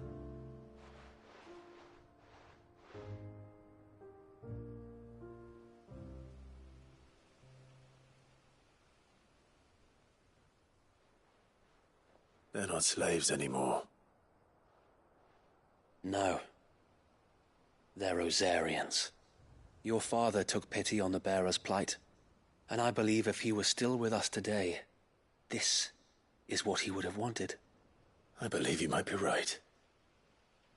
I shall remain here, my lord, and do what I can to help rebuild the village. After all, this is my home now too, and I could hardly call myself an East Poolian if I didn't pull my weight. I think you'll find it's East Pudlian, Sir Wade. But you should be proud all the same. I'll have to pull my weight too. Can't have the rest getting outclassed. Speaking of which, I ought to be getting back. Can we continue to count on your support, Martha? Of course, and I'll be counting on yours too. Us Rosarians have got to stick together, haven't we? Indeed we have. And Clive, come by the Golden Stables when you get the chance. I ain't paid you for delivering them seeds yet. All right. I will.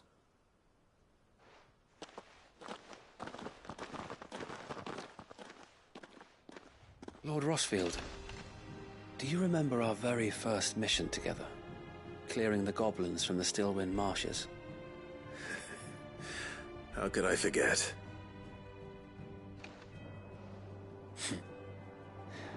There's one sight that I shall never forget. You, facing off against that giant Morble. Not a trace of fear on your face. Since that day, there have been more than a few times when I felt like giving up. When the odds seemed so stacked in the enemy's favor, I thought I may as well just lay down my sword and surrender.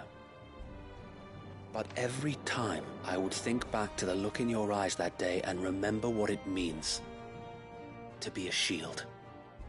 Know that whatever trials Eastpool may face, I shall never lose courage. Thanks to you. So Wade, you have always been a true shield. I know that Eastpool, and indeed all of Rosaria, will be safe in your hands. Thank you, my lord. I know the rest of the world will be safe in yours. I'll do my best. Thank you again for all you have done for me and mine, my lord. You may rest assured that Eastpool will be safe in my hands. Thanks to you.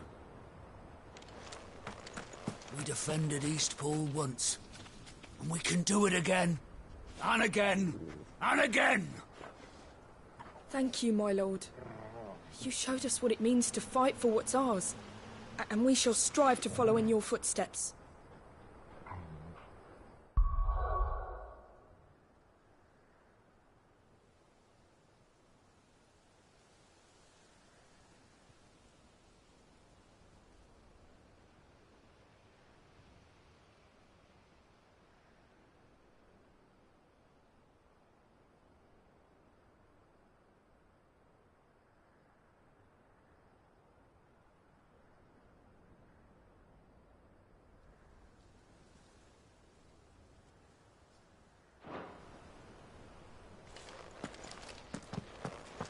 We couldn't have done this if we hadn't all pulled together. Even you and Martha chipped in. We owe you a debt of gratitude, my lord.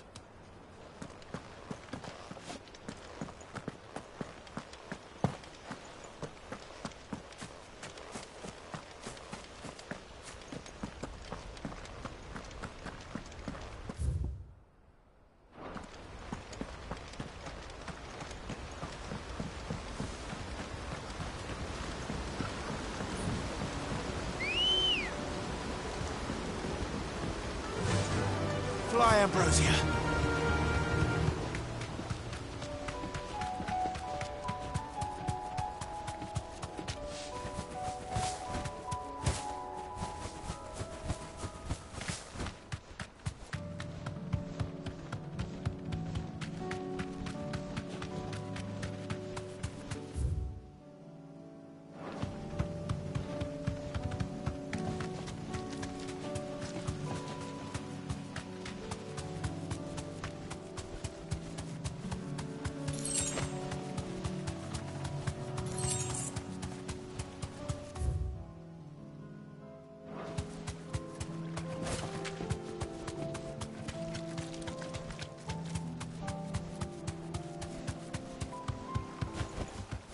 No need to ride from here.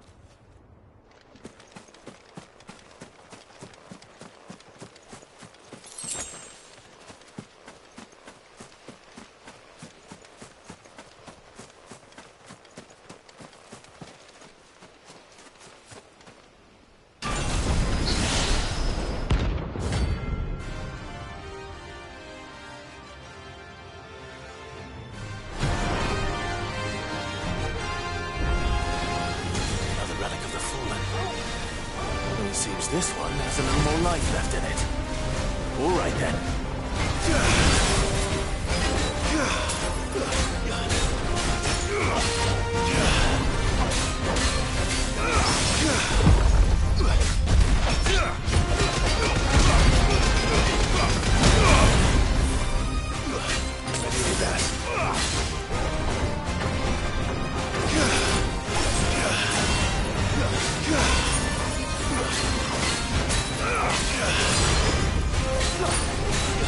Ugh!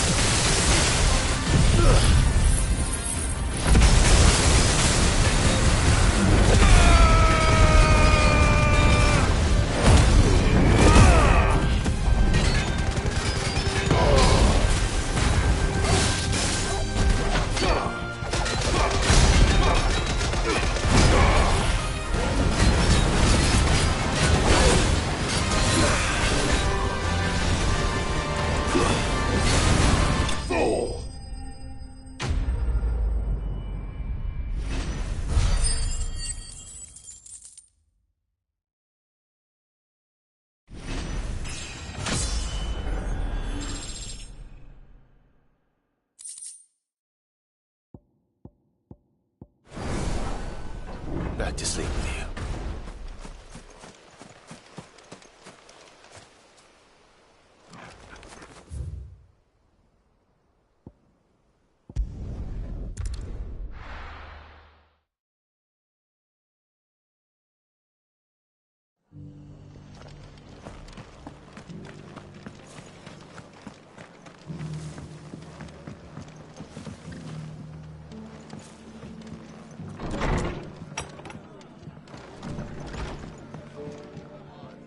The hero returns.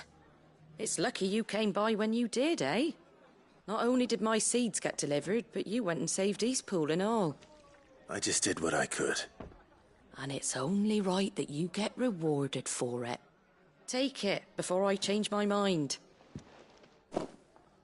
Thank you, Martha. So, Eastpool's finally back on its feet again. And a home to free bearers. Who'd have thought we'd see the day, eh? Well, it was your idea. I know that, but I never stopped to think what it would mean. Bearers in charge of themselves, thinking for themselves, working for themselves. Like your hideaway, but not even hidden away. Though I suppose the rest ain't much different nowadays. You know,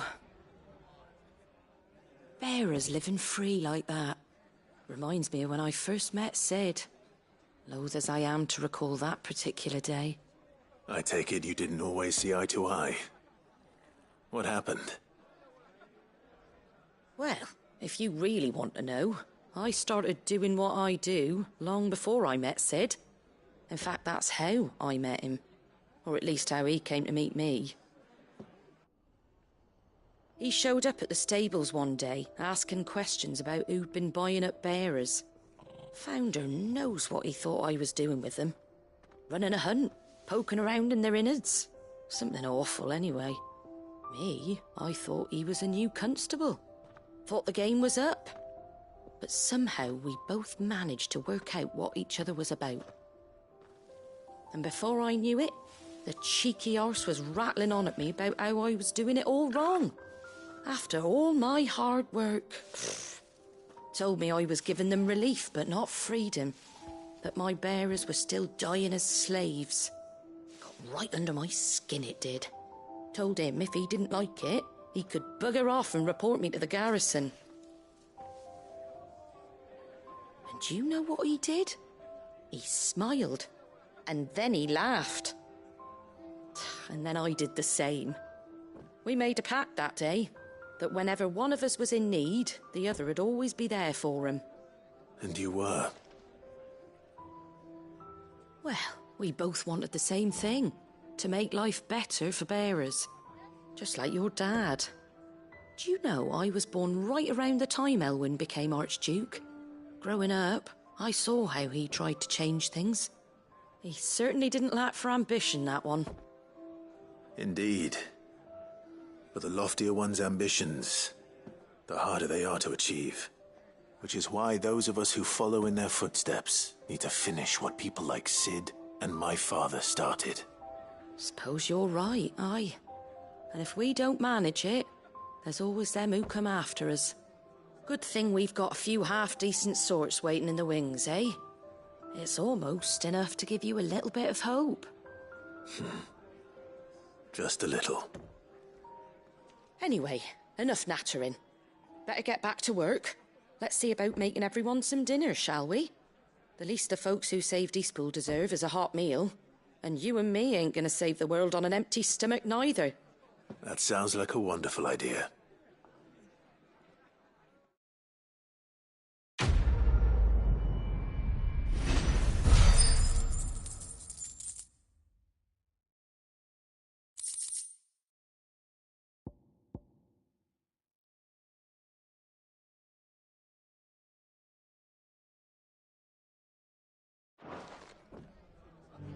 Don't worry, Clive. You went alone in this fight.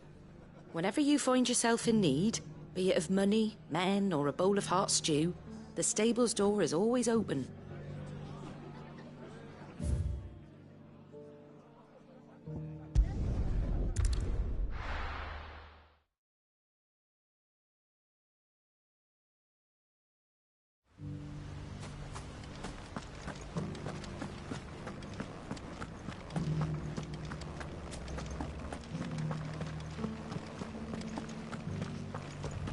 no idea what it meant to live free.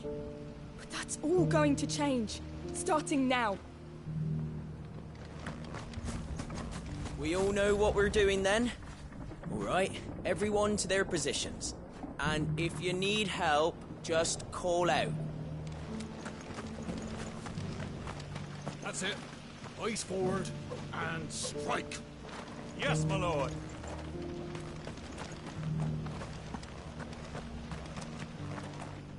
Forgive me, my lord, but I can't stop to talk. I need to teach this bearer how to draw water. And I got others breathing down my neck to help them with the field work.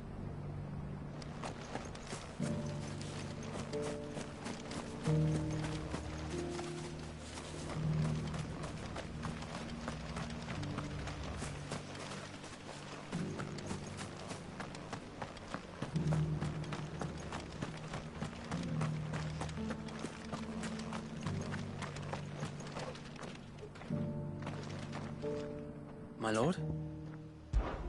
Had you told me?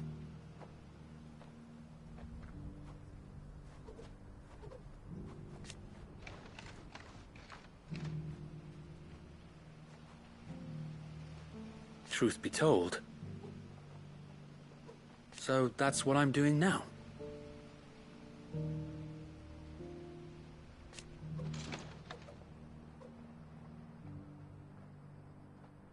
Eastpool is the duchy. Driving back the Horde was easy.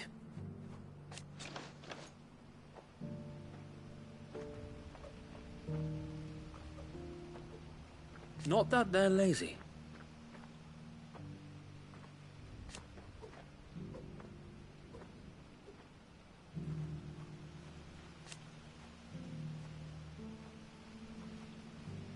No.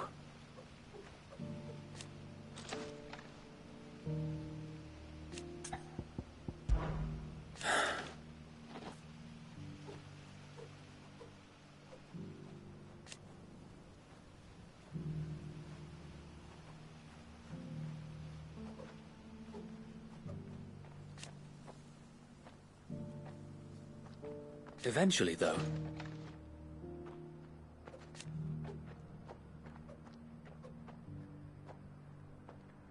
And while he has yet to lend his axe...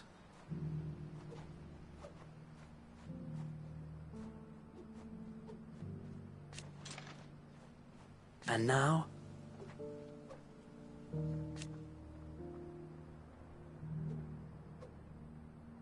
if we are to heal...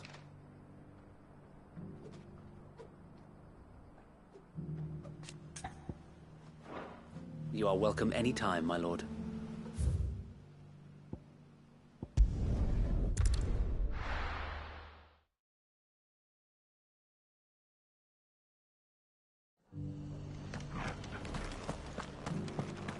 The Guardians of the Flame were true friends to the rest.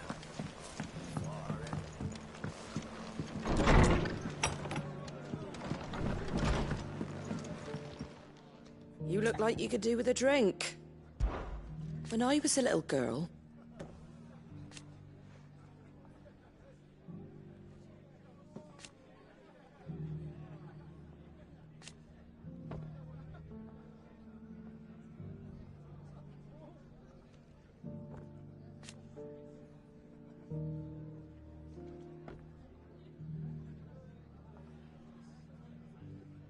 my grandmother... I swore then and there.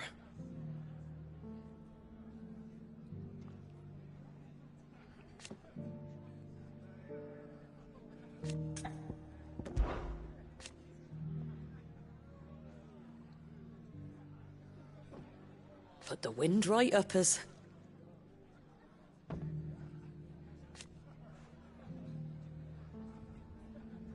And thank goodness they did.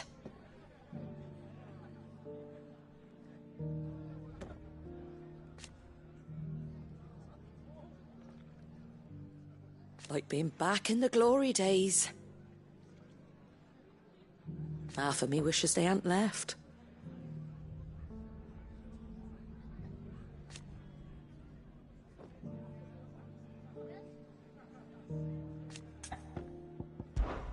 It ain't exactly a bed of roses.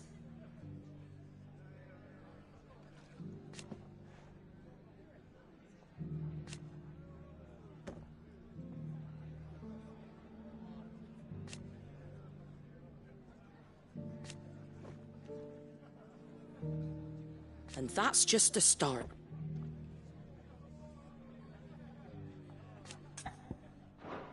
Stop by for an ale any time, eh?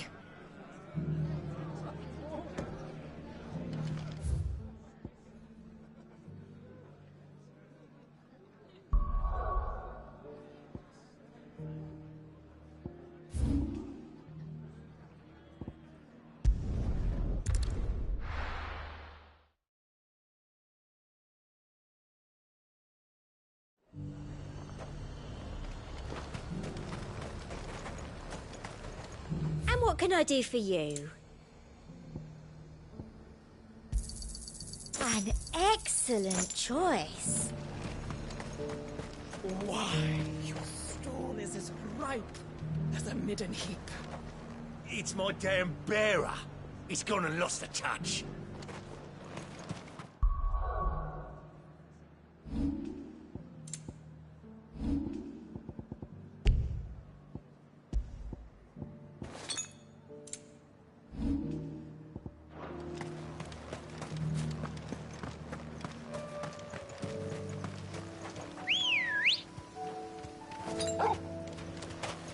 Ready, girl?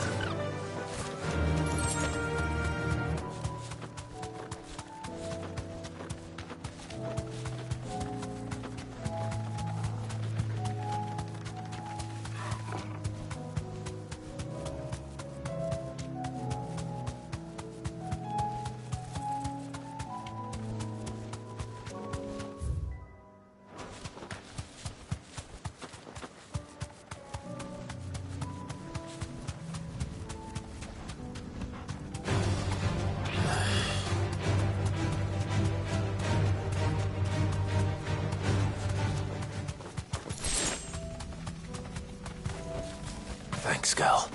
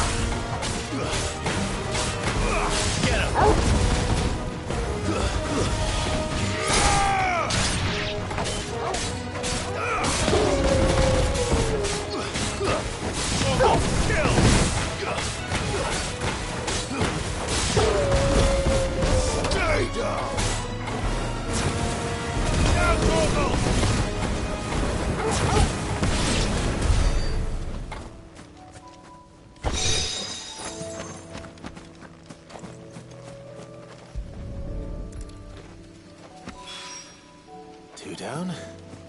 What?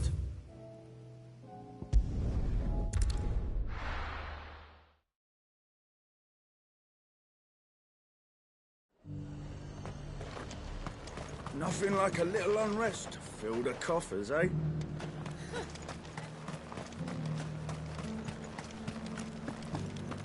But there were ghosts at the gates, not Daisy.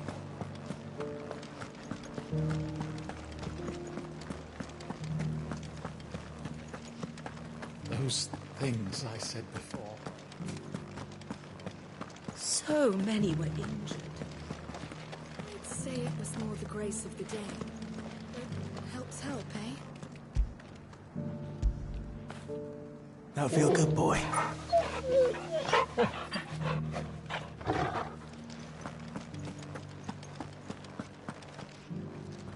Oh, Clive. What am I to do? My wards and I may soon be without a home. What's happened? The High Cardinal has descended from his lofty throne and taken up residence here in Northreach. The High Cardinal? Leader of the Council of Elders, second only to his Radiance at the head of the Imperial government. Not that any of those things still exist. Now he goes by his noble title, the Duke of Oriflamme. And what does he want with Northreach? He wants to transform it into a military stronghold, a foundation upon which to build a new Sambrec. He's already secured the support of the various army remnants, with promises that they shall be afforded the respect they deserve in his empire. One built on the confiscated property of the people. He would rob the populace to pay for it. Believe me, I have used every means of persuasion to discourage him from this folly. But for whatever reason, he will not listen to me. What does Captain Philippe make of this? When the town was under attack, it was him the soldiers rallied around. Couldn't he use that influence again? How? By speaking out against one of the most powerful men in Sambrec. A man whose stated aim is to revive the empire Philippe's comrades swore to serve, and to improve the soldiers' lot within it. The captain can offer them a regular supply of gruel, and an occasional trip to the Vale to help them forget the terrors they face each day. The Duke offers them a vision of strength and safety. No. Any attempt to incite mutiny would cost Philippe the support of his men, if it did not cost him his life. But given the mood around town, mutiny may yet be unavoidable. The people have little appetite for further deprivation, least of all when it serves only to elevate others. And who could blame them? Clive, would you appeal to the Duke on my behalf? For your services to Northreach, you have the respect of the soldiers, and they will take you to His Eminence if you ask them. And unlike Philippe, no bonds of loyalty prevent you from speaking your mind to the man. Well, will you try? You could hardly fare any worse than I did. I'll see what I can do. Thank you, Clive. Tell me then, where will I find this Duke of Oriflamme? In the garrison? Overseeing the troops, yes. All right. Wish me luck.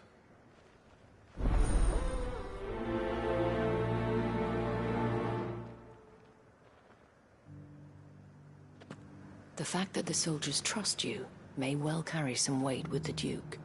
He needs their support, after all. I only hope that you can make him see sense before he tears the town apart. I may have met this Duke before, at the Remembrance Ceremony. Let's hope I didn't make a strong impression.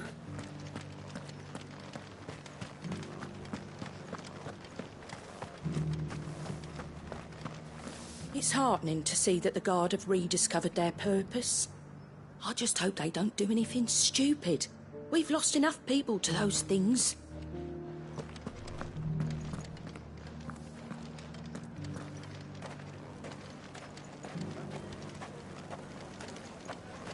As long as you remain, the Vale will see to your needs.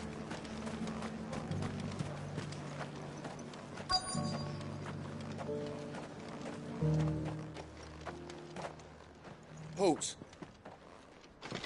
Oh, sorry about that. You're the dame's man, aren't you? You got some business with the captain? No, actually. With the Duke. I was hoping I might be able to speak with him. We're under orders not to let any civilians pass. But you should be all right. His Eminence has heard all about you and your heroics. Wait here. I'll go and ask.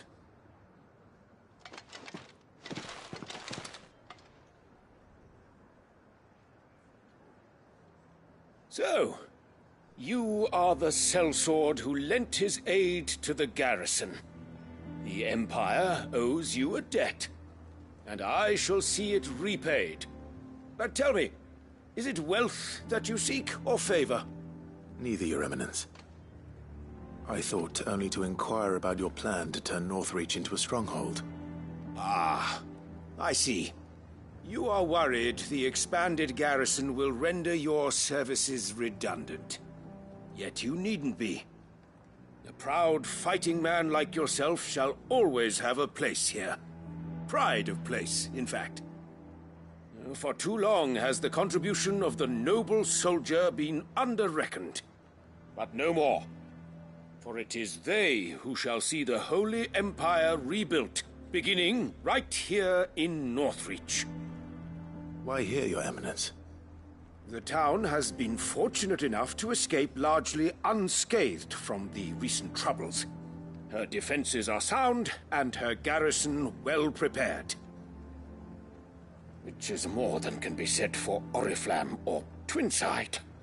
The Empire wants for a capital, and I believe Northreach to be the perfect place. With Caer Norvent as her citadel. Once we have seen to the refortification of both the town and the castle, we need only build a wall around both to create a city that would be the envy of the twins. Plans are already underway for the construction. Soon enough, these thralls shall learn that they are no match for the might of Sanbreque. I fear you underestimate how dangerous these creatures are, Your Eminence. Should they return in force, you will need all the people of Northreach to come together in defense of the town. Something they may be loath to do if they've been deprived of their worldly goods. The people will do as their leaders command. If Sanbreque is to be rebuilt, she will require a functioning government. One whose authority is beyond question. That is why this levy is necessary.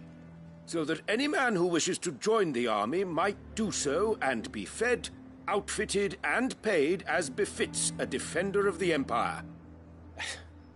And yet there are those who persist in peddling the treasonous lie that I seek to steal from the people and drive them from their homes. I suspect they're afraid of losing what little they have left. Precisely. The common folk have little and less, and you mean to deprive them of even that. You would sow the seeds of your new empire in your own salted earth. Sabine, we have discussed this. Yes, and I told you then how putting the empire before her citizens would lead only to revolt. Without an empire, there are no citizens. And in yours, there will be only beggars. Is that what Griga wills for her people? Do not take her name in vain, Sabine. I'll come back later. A citizens' revolt. I wonder what the people really think of the Duke's plan. It wouldn't hurt to ask them, I suppose. Let's begin with those on the other side of the wall. As long as you remain.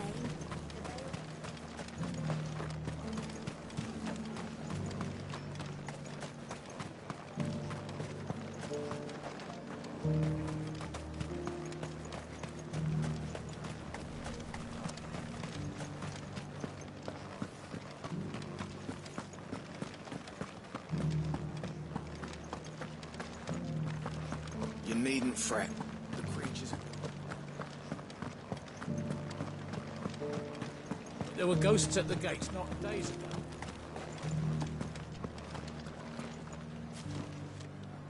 All right there. What is it you're after, sir? Just your opinion, actually. I wondered what you thought of the Duke of Oriflamme. Oh, him. Not much. None of us traders do. It's thanks to nobles like him that we had to set up shop this side of the wall in the first place. Couldn't have the rabble getting any closer to the holy capital, could they? And now he's trying to drive us out completely, threatening to take everything we got from us if we don't clear off. If the dame said she wanted him run out of town, I'll be straight through that checkpoint, tar bucket in hand. The Duke might have soldiers at his beck and call, but us common folk follow the Dame, and no one else.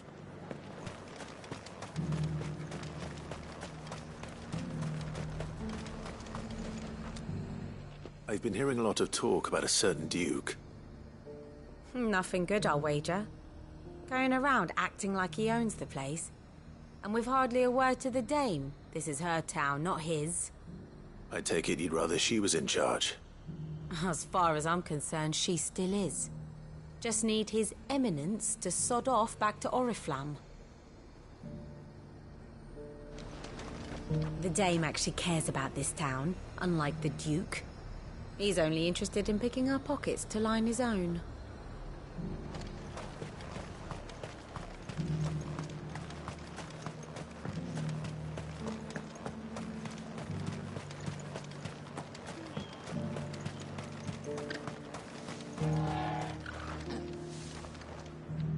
A question, if you don't mind.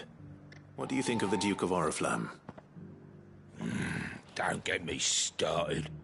You build a life for yourself somewhere, only for some noble to turn up and tell you you've got to hand it all over to him. If he thinks his name and his chains give him the right to empty our purses, he's in for a rude awakening. We'll do whatever it takes to keep what's ours. Whatever it takes. Well, the people seem united enough. What about the soldiers? If he comes calling, the only thing I'm giving the Duke of Oriflamme's a piece of my mind. Maybe a smack in the gob. I heard the Dame got an icon to rid the meadows of those ghasts.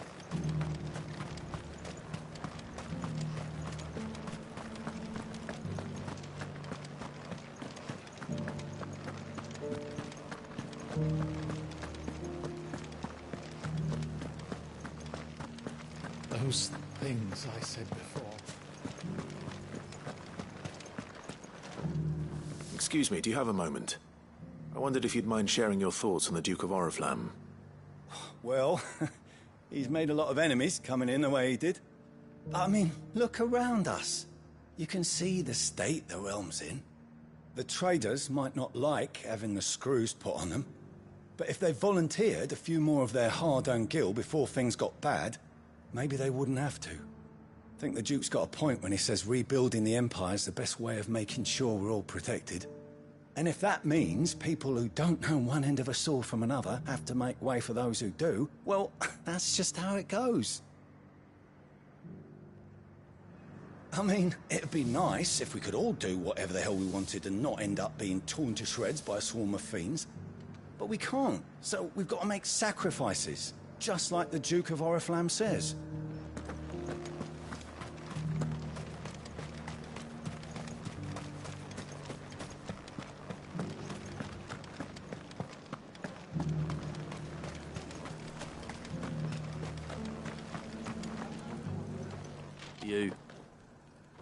You're the one who was talking to His Eminence. On the Dame's behalf, yes. I was trying to persuade him not to take the people's goodwill for granted, but it seems my words fell on deaf ears. What do you think of his plans? I'm a soldier, mate. He tells me what to do, not the other way round. Listen, I've got nothing but respect for the Dame, but I've got a family to look after. That's where my loyalties lie, not with the town or the Empire, but with my wife and children. If the Duke can get us the men and the equipment we need to fight off those blue-skinned bastards, I don't care how he does it. I wouldn't be here today if it wasn't for the Dame, but I'm with the Duke on this one. If turning this place into a fortress is what it takes to protect my family, I'll do it. As long as you remain, they always... Sabine, you are embarrassing me. You're embarrassing yourself.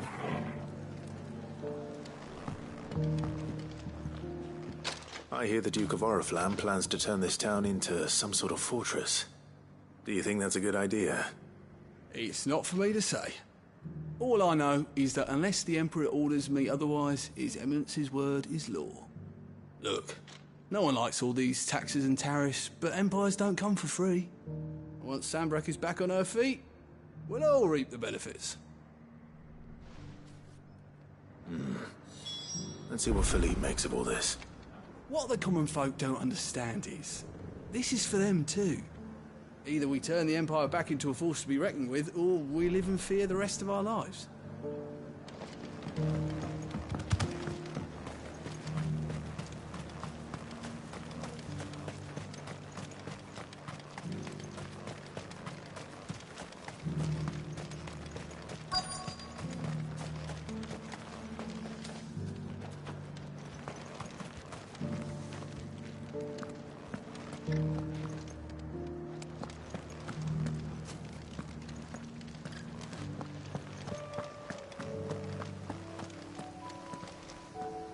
Captain, do you have a moment?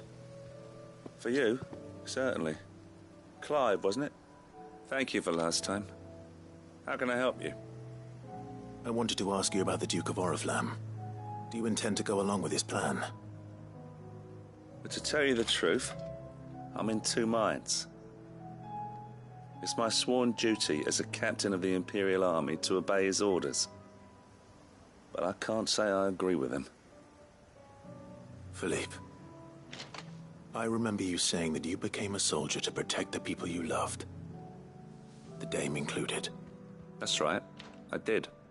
Well, she doesn't agree with the Duke's orders either. She thinks they could tear Northreach apart.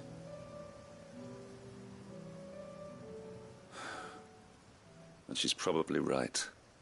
Thank you, Clive. I know what I need to do now. Protecting the people I love is what matters. Doesn't matter how. Well, duty calls, so I better go. Thanks again.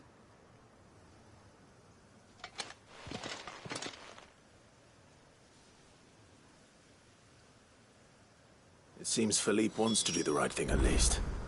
I expect Isabel will be pleased to hear that, if nothing else.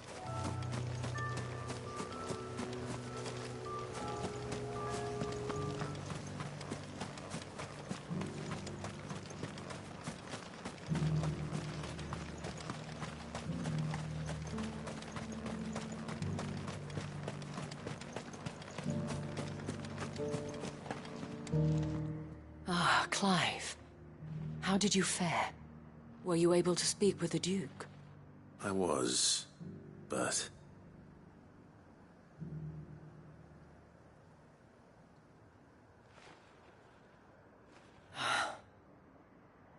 So Northreach is to be a fortress after all.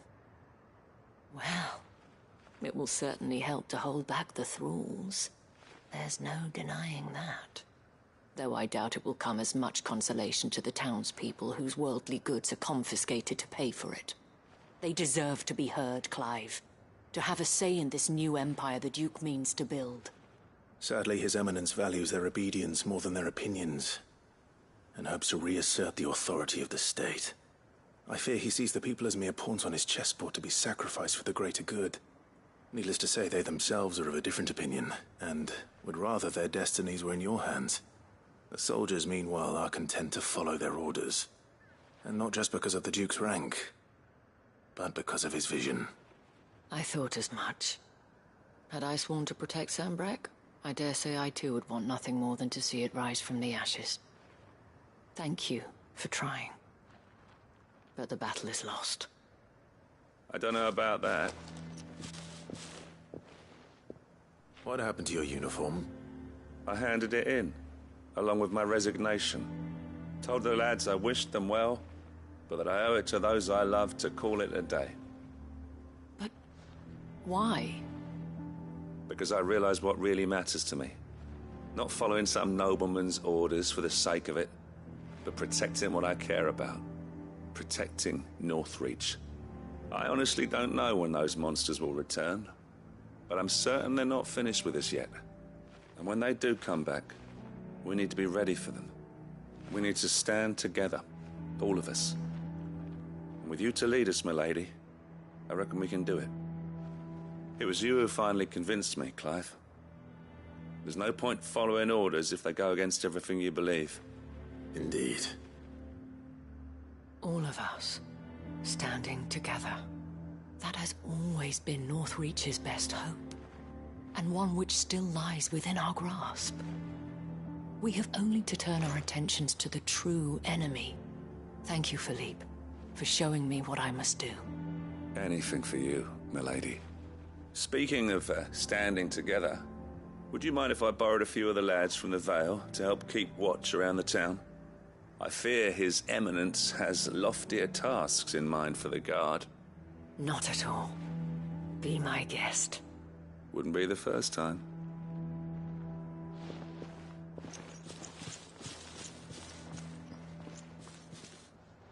There may be hope for Northreach yet. Especially with men like you and Philippe to champion our cause. I, for my part, shall continue to work upon the Duke, in the stubborn belief that I might still tempt him into joining hands. But I suspect I shall have to call upon your aid again. Until then, Clive. Until then.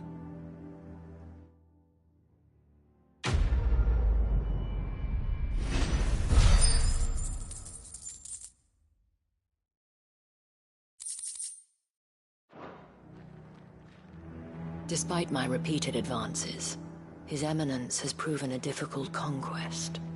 Fortunately, I am nothing if not persistent. But, be that as it may, I might yet need you to press the point.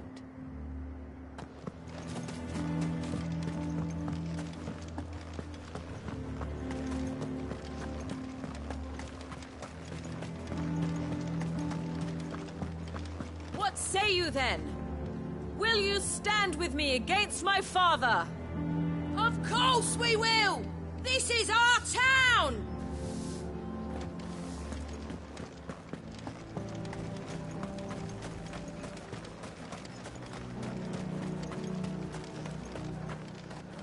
You heard the Herald. The Emperor's dead and the Empire along with him. If we're going, we'll have to do it on our own.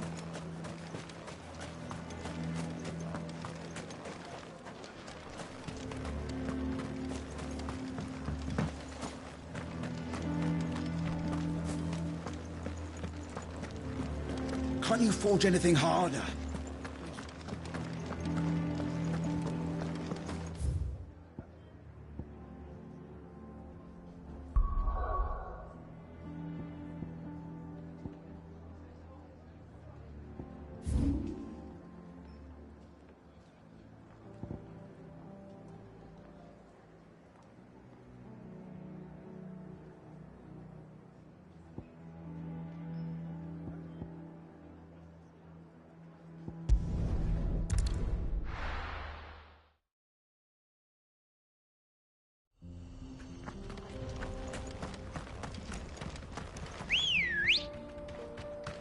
Ready, go?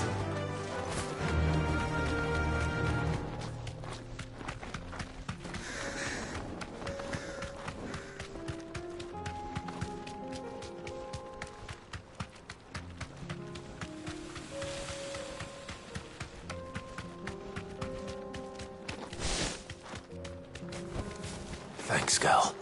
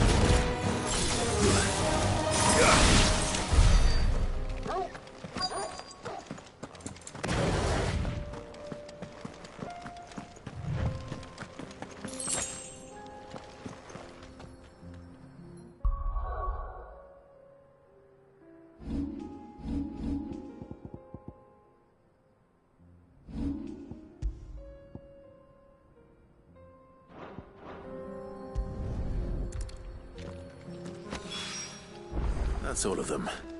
Owain can uncross his toes now.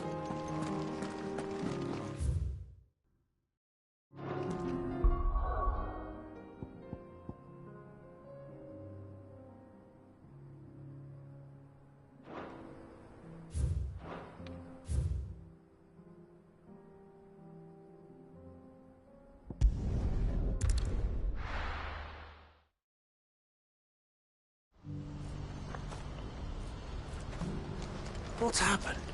The guards at the gate are in a right old panic. They're saying Twinside's gone.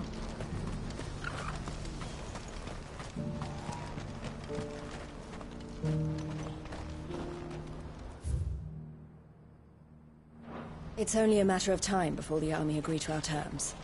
You'll see.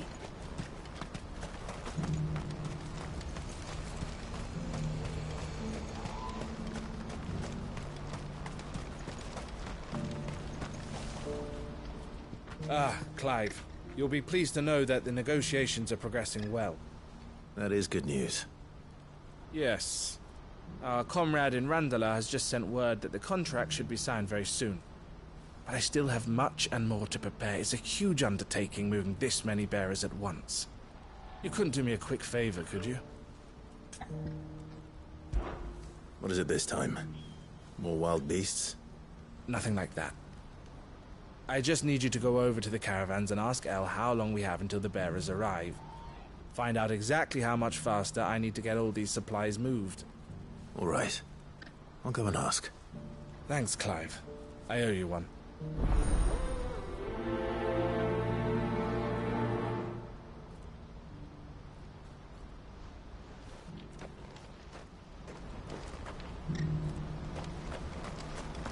Last I heard, the contract was all but signed.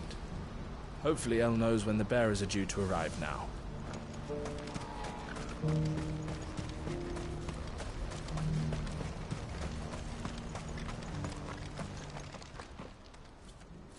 Don't blame yourself, El.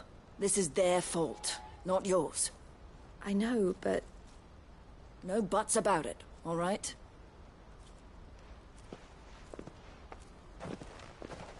Is something wrong? Vonnie came to give me a message from our intermediary. The talks with the Republican army have fallen through. They've reached an agreement with the Silver Peak Consortium instead. Though prices have fallen of late, we deliberately offered above the going rate to try and deter other bidders. But the Consortium offered double what we did, and the army jumped at the chance. And you had no opportunity to make a counteroffer? None at all. And we were so close. El? What's happened? I saw Vonnie leaving. She didn't look happy. And with good reason.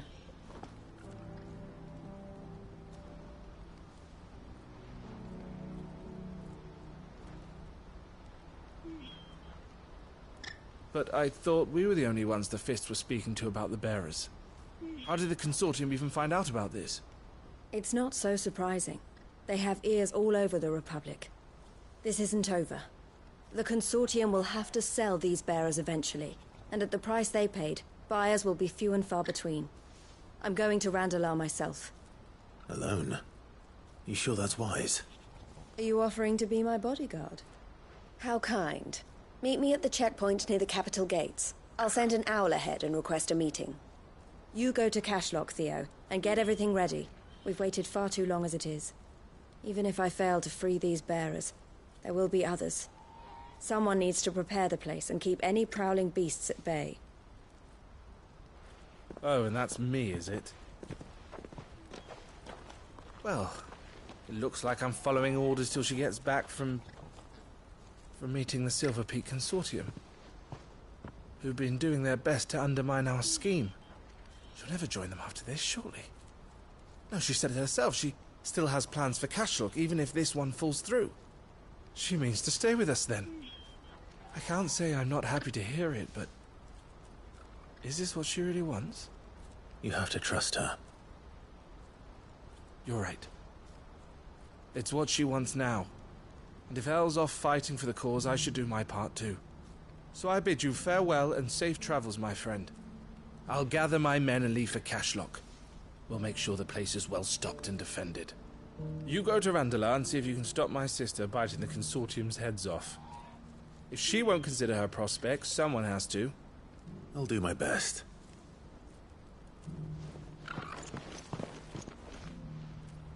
All right. To Randalar, then.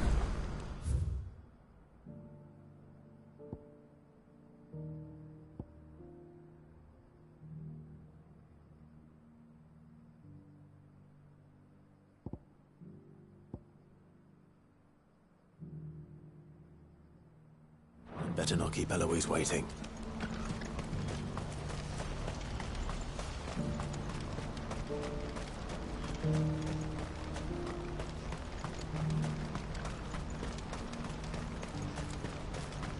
What I wouldn't give for a hot meal. Looks like this is the end of the road. When are they gonna let us through?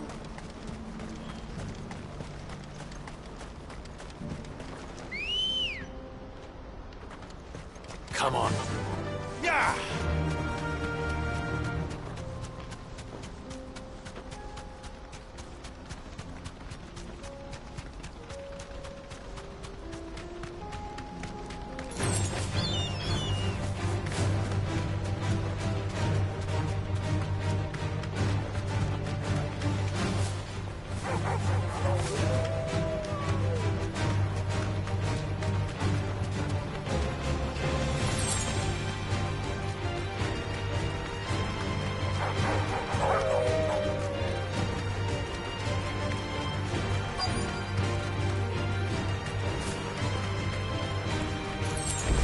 Thanks, girl.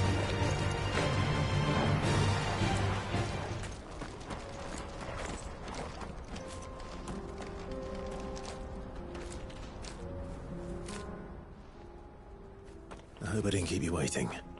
Did you arrange to speak with the Consortium? Here they are now. You wish to consult with me? I did. It's about the bearers you recently purchased from the Fist. We had all but finished making arrangements to buy them ourselves, and then you stepped into the fray. You misunderstand. The Consortium had an interest in purchasing them from the very first. It was only our regard for you that kept us from bidding. But your hesitancy in accepting our offer to you suggested that the regard was not mutual. And so we resumed our business. I did not hesitate. I am simply not inclined to make such decisions without first giving them due consideration. But what is done is done. Come then. How much do you want for them? Alas, you are too late yet again. We rarely take on such unconventional merchandise without a purchaser in mind. The bearers belong to him now. Who is your buyer? A trader from across the water. A most demanding fellow, if it's any consolation. He insisted the bearers be fed, dressed, even given their own bunks for the voyage over. That's what you get when you deal with continental types. I wouldn't know. Oh yes, the culture on the continent is quite different to ours. They pay good money for bearers not fit for the knacker's yard, and treat them like kings. But as long as they pay... That does sound unusual. No matter then. If they've already left our shores, there's little that can be done. Allow me to withdraw my interest. And with it, my interest in joining your organization. My associates will be sorry to hear that.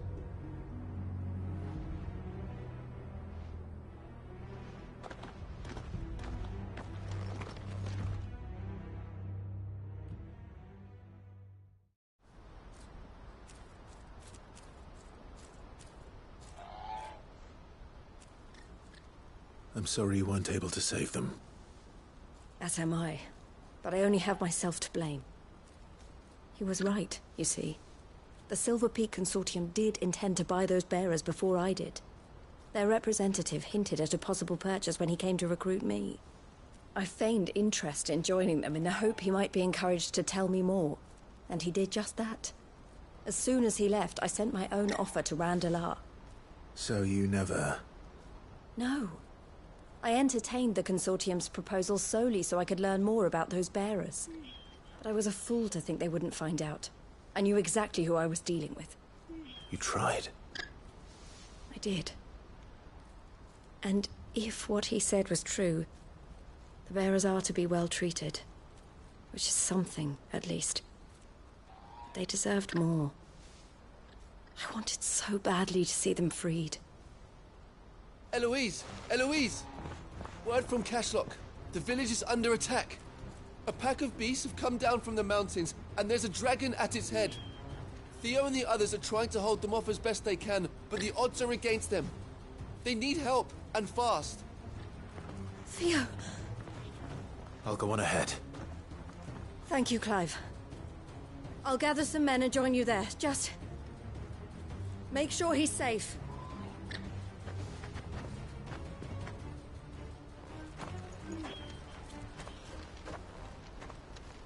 Hold on, Theo. I'm coming. Please, you have to go and help him. You're my only hope. You're Theo's only hope.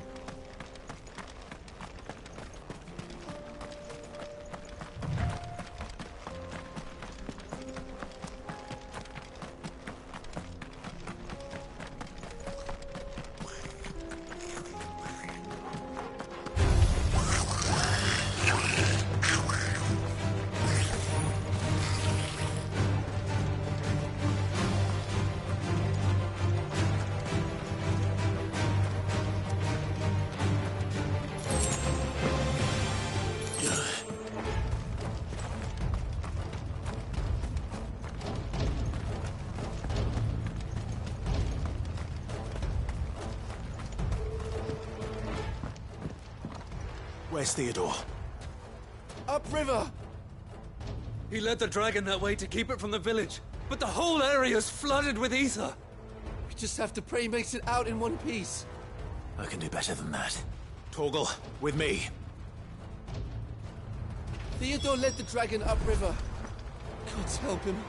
I only hope he's still alive. There's an ether flood up ahead.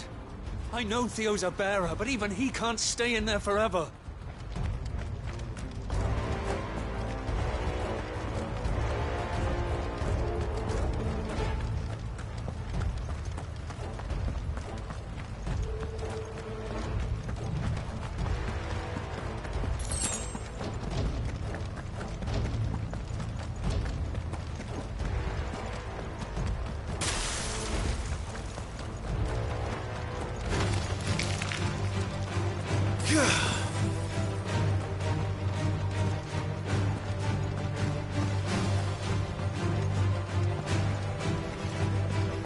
Where are you, Theo?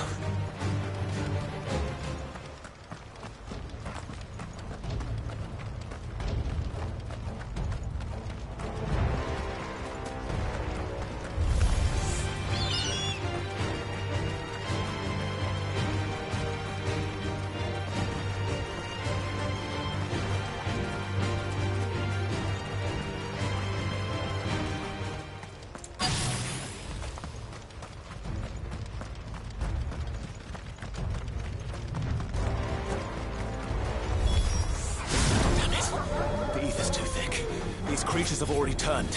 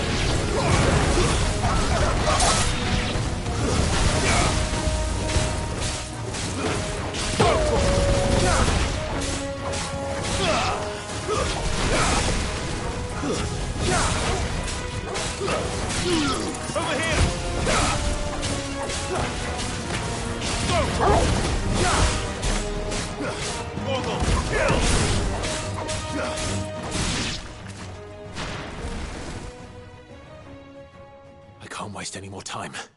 I need to find Theodore before that dragon does.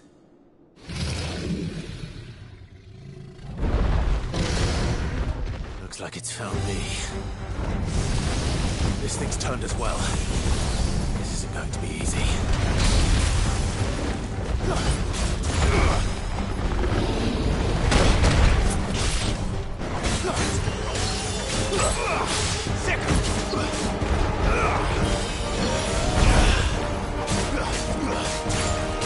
Over here!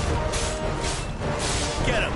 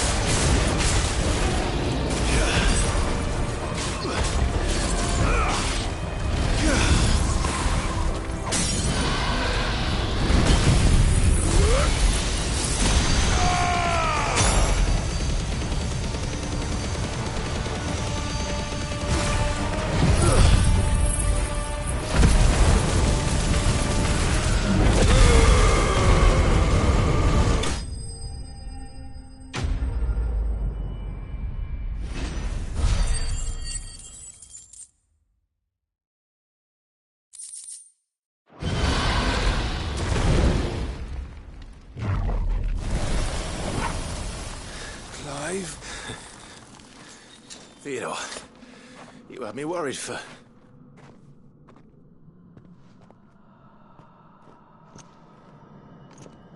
We have to get you out of here.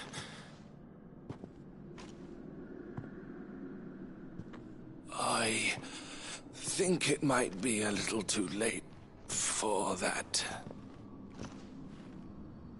Bearer or no, there's only so much ether a man can take, and that Drake just wouldn't let me leave. You have my thanks, Sid, for finishing what I could not. For keeping Elle's dream. Theodore!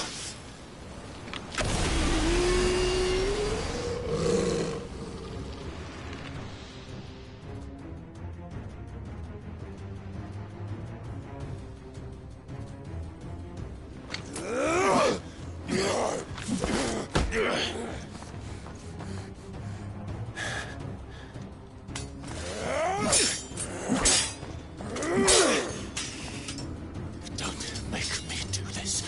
Stop it, Theo! Stop! Stay back, Eloise! He's turned. And so will you!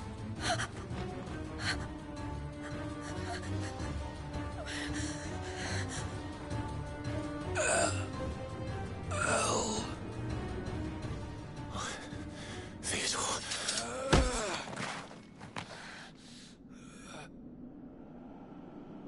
Take care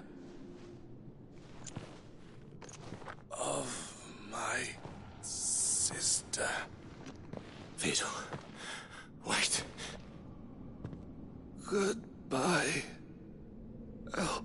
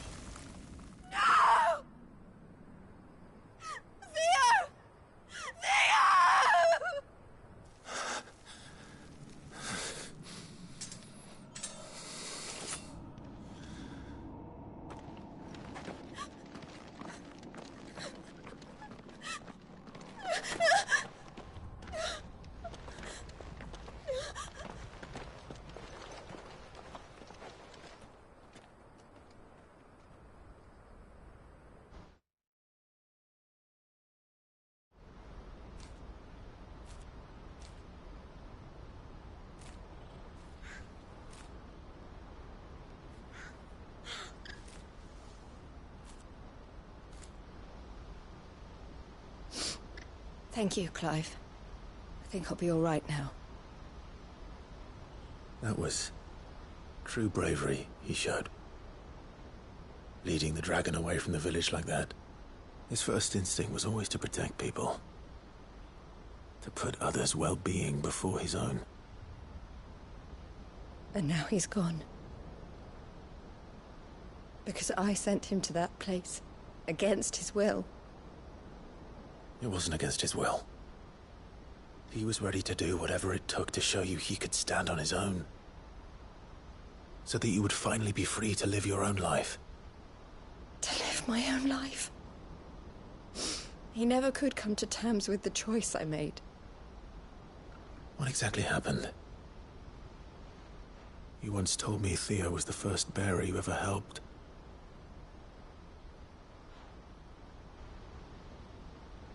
We grew up in Canva. We were born to one of the great trading houses.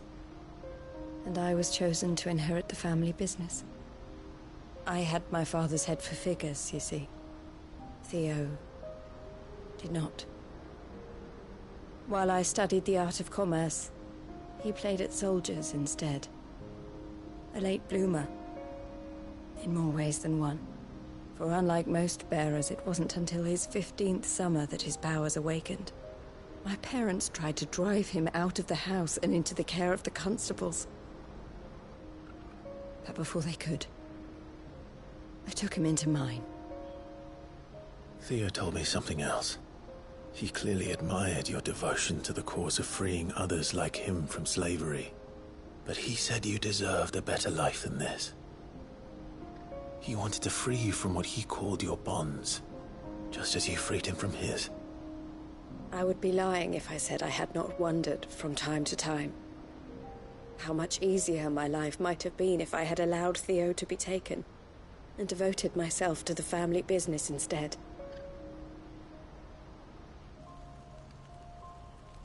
But I have never regretted the decision I made. Being with my brother meant more to me than tradition or reputation. I only had to look at him to remind myself of that night and the choice I made and the fact that I would make the same choice again in a heartbeat.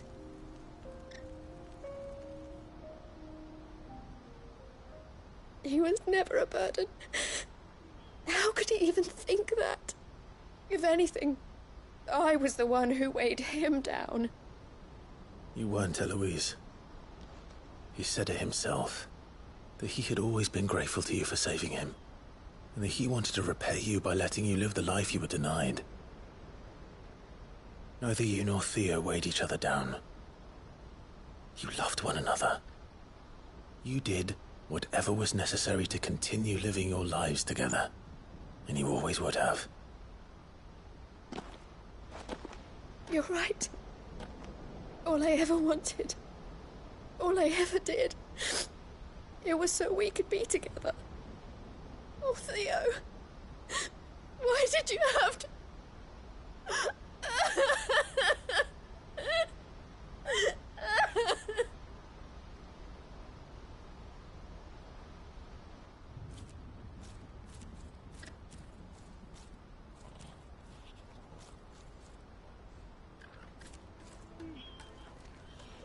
I know Theo wanted me to move on, but I'm staying here at the Crimson Caravans to continue our work. We can make a difference here. We can help people, save them. I need nothing more from life than that.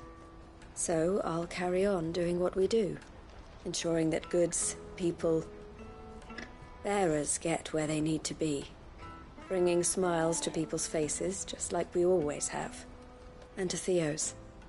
Wherever he is. This is the life I have chosen. The life I will always choose. I've made a choice of my own, to continue helping you however I can. Whenever you need it. Thank you, Clive. Let's go on together then. For Theodore.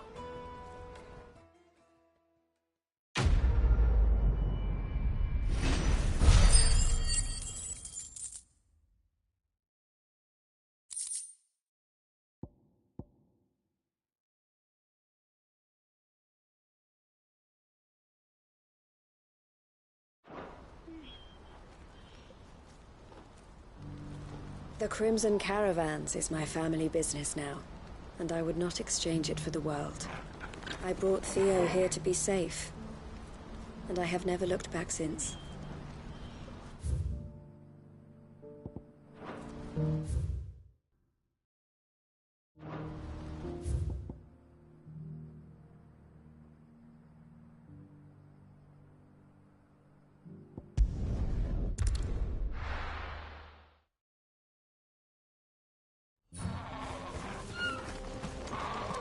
Oh, you're here. August's waiting for you inside. Well, go on then. So Dravost is still standing. For now, at least. If you can swing a hammer, you can swing a sword. I never thought I'd have to.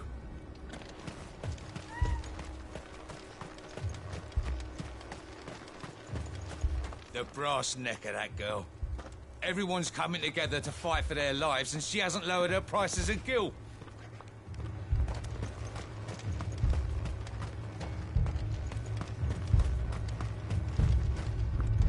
Sid, good to see you. Our scouts are keeping watch on the edges of the Ether Flood. Any movement, you'll be the first to know.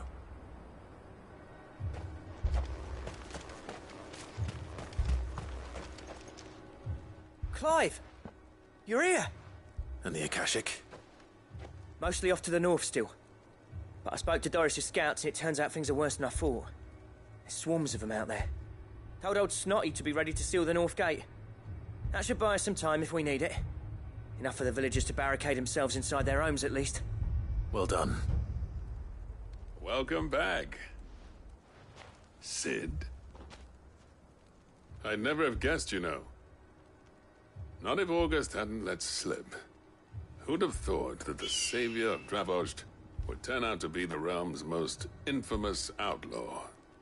Keen to help us out again? I am. Thought you could sneak off without me, did you? Blackthorn. Oh, what are you doing here? One of the scouts couldn't keep his voice down. Unlike my best mate who didn't think I deserved to know. Zoldan, how long's it been? Long enough for us two to turn into a pair of old codgers, I see. That your idea of an apology? Prick. Don't listen to him. You only did what you thought was best. For the village and that. I did, yeah. But that ain't the whole of it. Vulcan, our master, didn't leave the chiefdom to the two of us. He left it to me. The best blacksmith in Dravost, barring himself, of course. Bloody stupid tradition, in my opinion. If someone's got talent, you should let them practice their craft, not ask them to settle petty feuds and barter for grain. Our master wasted half his life that way. I wasn't about to let that happen to me. So you wasted half of mine instead? You're what Dravost needed. Under me and my precious ideals, this place wouldn't have lasted a year. So I left to devote myself to the work and spare you lot the consequences. I may be a selfish prick, but I only did what I felt I had to. What you had to do was your duty! Even if it meant we all starved? Enough. This is no time for bickering. You can finish beating each other up once Dravost is safe. Fine. I've said my piece anyway. Yeah, so have I. Sorry, Clive. I shouldn't have stuck my nose in. We're short enough on time as it is. Still, give us a mo, would you? I need to get my head straight before any of them Akashic try to bite it off. Prick or not, I won't abandon Dravost to a swarm of Akashic. Just say the word. The villagers know to keep out of sight when the fighting starts. You, ready for the off, then? We can't afford to waste any more time. Right you are. Might be worth having one last word with the scouts, though. Don't want any nasty surprises, do we? Oh, and Blackthorn, you and Zoltan might be better off staying inside the... Akashic on the move. How close are they? Within sight of the walls, and there are more coming up from the mines. What was I saying about nasty surprises? They'll wash right over us if we stay out in the open. We're pulling back behind the gates. Good idea. Get yourselves inside, but keep your weapons handy. Understood.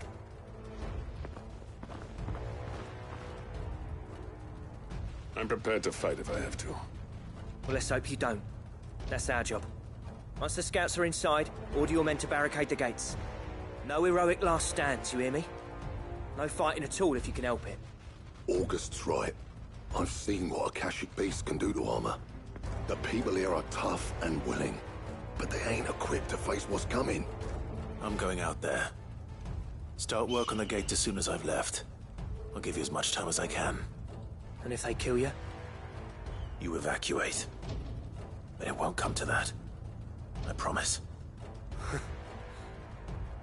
You'd better be right. Take good care of Dravost till I get back. Leave it to me. And give those things what for, yeah?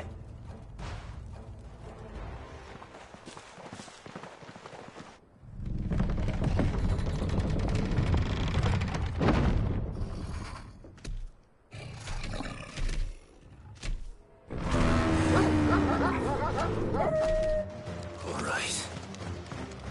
Which one of you's first?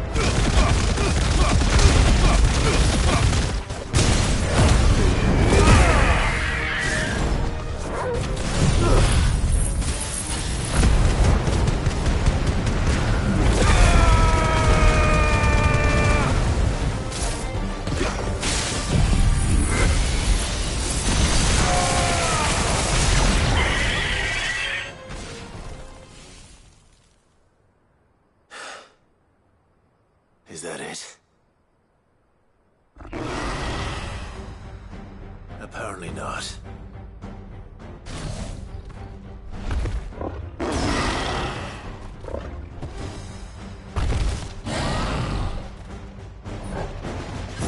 You're not getting past me.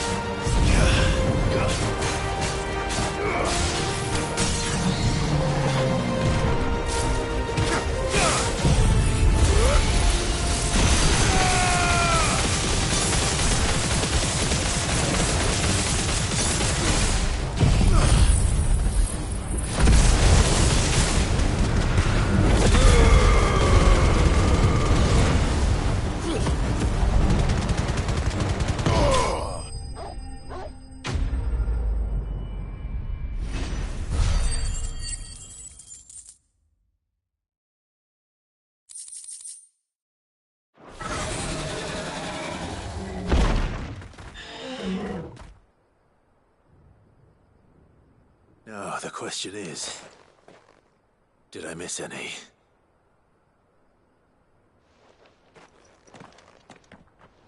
Man alive! You're still in one piece! I slew as many as I could. As many as I could, he says. The old bleeding lot, more like it. Well, almost. Only almost. Yeah, one or two did try to sneak over the wall. But we got the bastards, don't you worry. Good. Though you do know, more will come in time. In time, yeah. But we can think about them later. Let's get you back inside.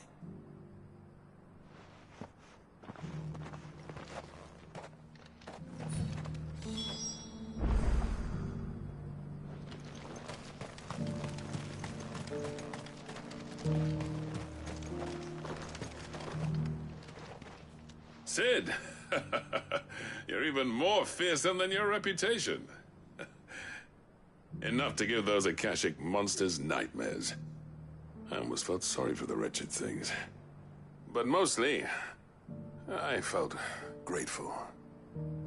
Dravost won't forget what you did today. I'm afraid I've only delayed the inevitable. There's no getting rid of that ether flood. Meaning that any living thing which stumbles into those mines will end up clawing at your walls again. And that's if the flood don't spread. If it does, well, I hate to say it, but the village's days are numbered. That may be, but we're staying just the same. With ether floods springing up all over, it's no less safe than anywhere, and more importantly, it's our home. We'll fortify the gates to the north, and I'll see that they're guarded day and night. All right. Then we'll give you a hand shoring up those defenses. As for you, Blackthorn, that's twice you've turned up when Dravosh needed you. So, thanks. I shouldn't have stayed away so long. And I shouldn't have left without talking it over with you first. Too bloody right you shouldn't. Though I doubt I'd have listened. I always envied you. How you made everything look so easy when, for me, it was anything but. You leaving gave me the perfect excuse to hate you. And from that day on, I never once stopped to wonder what it would have been like if you'd stayed. But what you said earlier, it was true. You'd have been the death of this place. Finally, something we can agree on. I hope you see the sense of it eventually. You kept this place alive. Alive, perhaps. Wealthy even, but Dravosh isn't what it once was. Our work used to be the pride of Dalmekia. Now, we churn out the same rubbish day after day because it's easy and turns a profit. It's not about the craft anymore. I wouldn't send my sons to war wearing the shit most of our smiths are making. I've kept working, honing my skills, trying to lead by example, but no one sees the point. The average castle apprentice has as much passion for the craft as our current lot. Come back to us, Blackthorn. Remind Dravosh what a true master blacksmith looks like. I'll even man those bellows of yours if it means we can work at the same forge again. That's a kind offer. Kinder than I deserve. And I wish I could accept, but I'm needed elsewhere. There's people who trust their lives to my steel, and I daren't let them down. Fair enough. But that doesn't mean I couldn't visit from time to time. Let's see if we can't rekindle this town's passion for the craft, shall we? I'd like that. Just be sure to tell Snotty to let me in the next time I come calling, yeah? Knowing him, he'd let you in anyway. Blackthorn. The Master Smith turned outlaw, back in my good graces. I never thought I'd see the day.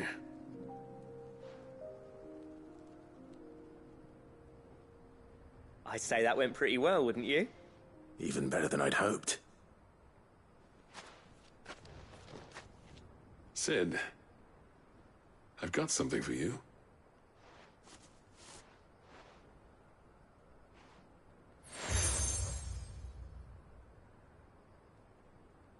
And this is? A token of our lasting gratitude. But I'm of a mind to make you a far grander gift. Designs for a certain sword have been passed down from chief to chief for generations. Now hold on, Zoltan. There's a reason no one's made that blade in centuries. There's not been a craftsman equal to the task. I'll admit your cinders make impressive steel, and I've learned to hone an edge Odin will be proud of. But the engravings on that thing are enough to make a jeweler cry. And they're not just for show, either. Have you forgotten what brought you back to Dravozd in the first place? A certain ring? I knew I'd never surpass you with the hammer and tongs. So I turned my hand to a different kind of metalwork. Between the two of us, I'd say we're the equal of any master craftsman ever to have graced a forge.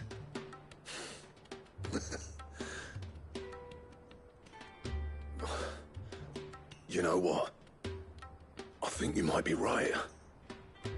Clive, you wouldn't mind if Zoltan came back to the hideaway, would you? He's more than welcome. As long as he can keep our secret. Right. Zoltan, get your tools. We've got a legend to forge. I'll get him back to the hideaway. Don't you worry about that. I'll tell you what, Clive. If we pull this off, it will ruin every other sword you've ever held. With a little help from Blackthorn, I don't see why we can't restore Dravozd to its former glory. Barring ether floods, that is.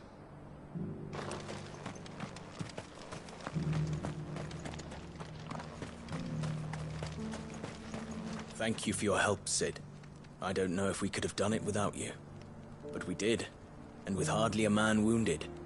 Which is well, for we'll be needing all the strength we can to keep the Akashic down. Good day.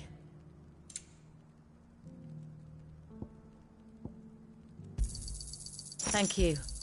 Certainly.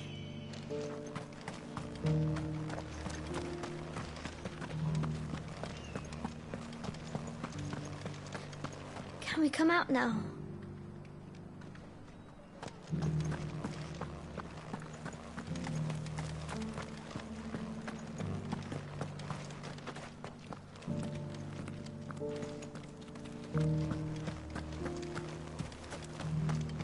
Are you hurt? Yeah, it's just a few cuts and bruises. Nothing worth worrying about.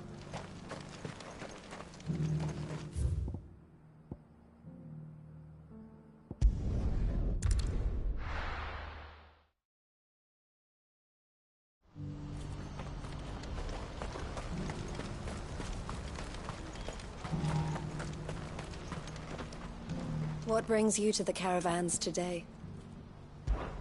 When we fled our childhood home,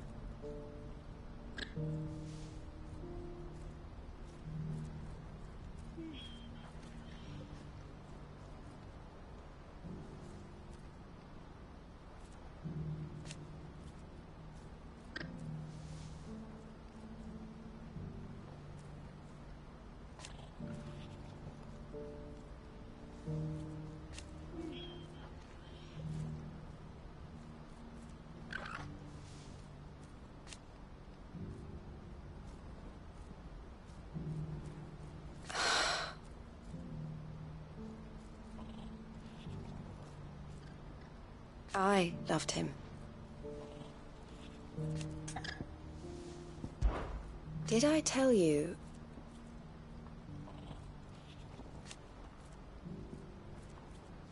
That was what he wanted.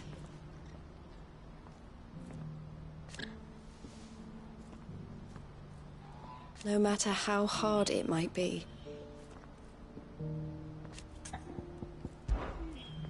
The Dominion has fallen.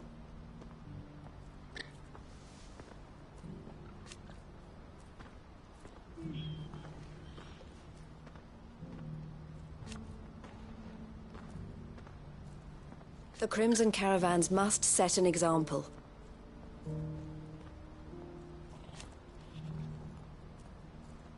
It is our job to keep the hope alive. Take care of yourself, Clive.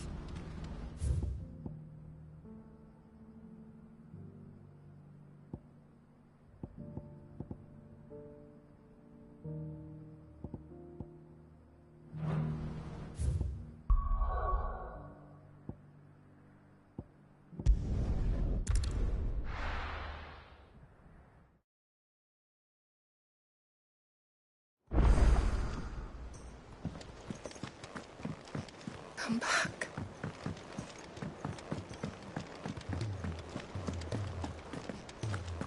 Oh, don't tell me we've run out of papio nuts and all. Thin these days. What do you expect? Farmers are abandoning their fields and traders their wares. Ah, the man himself. We were just about to make a start on that sword I promised you. It's funny, but none of this would have been possible without your help. You remember Camille? We'll be using his leather work for the grip. The steel, meanwhile, will be tempered in a fire, burning the cinders you charmed out of old Zoltan here. And that whetstone from the Outer Isles, that'll be what gives the blade its edge. And the final flourish will be my talented colleagues' engraving. A team effort led by the greatest blacksmith alive. Now, save that talk till the thing's finished, yeah? Right. I'm ready if you are. To the bellows it is, then.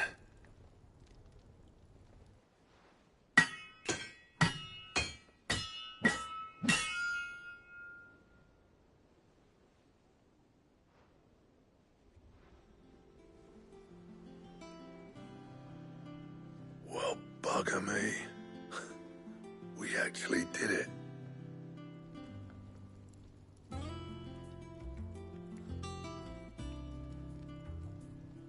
The sword to end all swords. Ragnarok. It's quite something. I, trust you'll take good care of it. Thank you.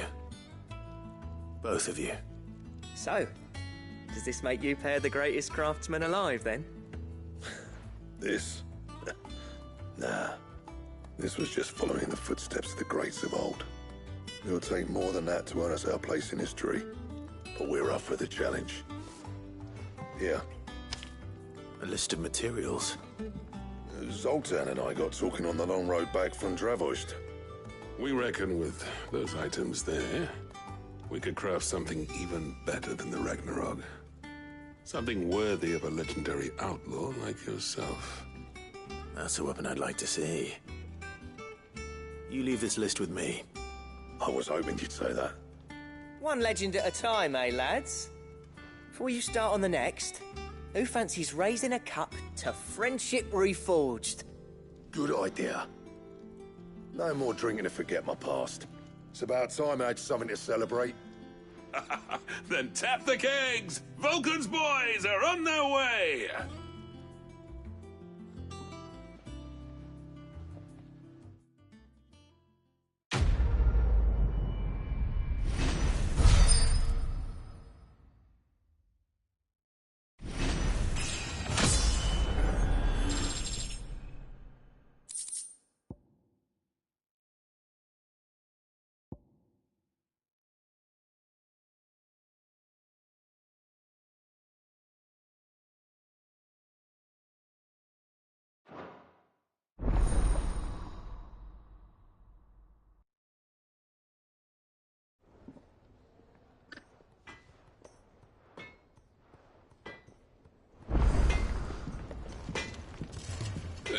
No need to thank me for the sword. I'm happy just to be here.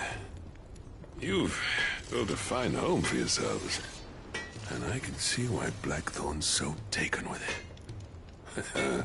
Look after the old bastard for me, will you?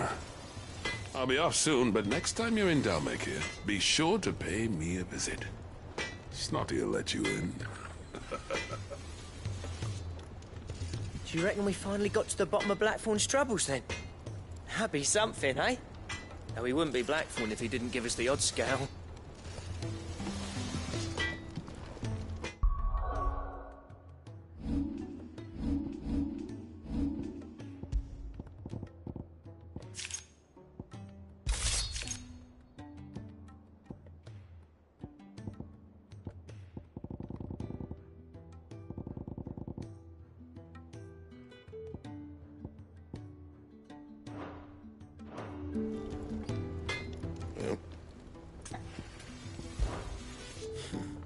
never thought me and Zoltan would ever speak again, let alone work together.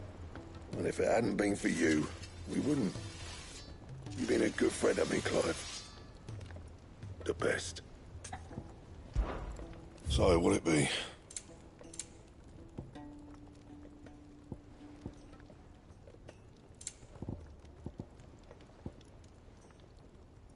And?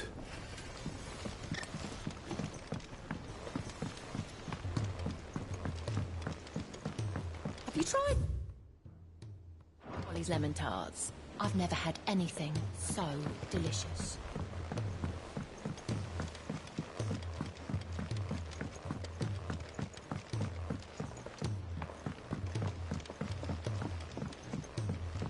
Canva lost? That can't be true.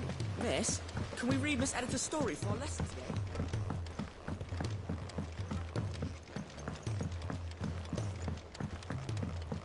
How was she?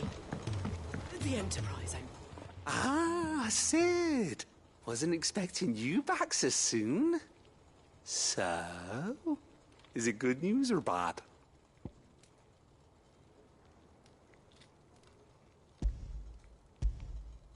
Good, thankfully. Here.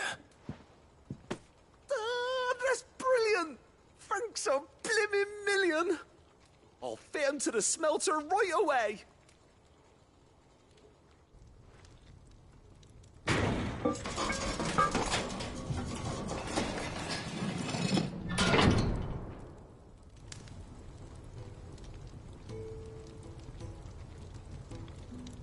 May I present to you the Telemon Furnace? Ain't bad, is she? She's a beauty. You saved my bacon again, Sid, and I ain't about to let your good deed go unrewarded. It's fine, really. My bag's flexible enough already. Oh, don't say that. I'm sure I can make a few improvements to it yet. You could just buy me a bigger... How about that clasp? Looks a bit stiff. Reckon you could loosen it up and make some more room? And I reckon I know how. With a new alloy we've been working on. The Telemon Furnace was just what we needed to perfect it. It's a metal, see? So it's lovely and strong, but it's also, well, stretchy, if you can believe it. Stretchy metal. Well, if you insist. That is the spirit. You'll love it, I promise.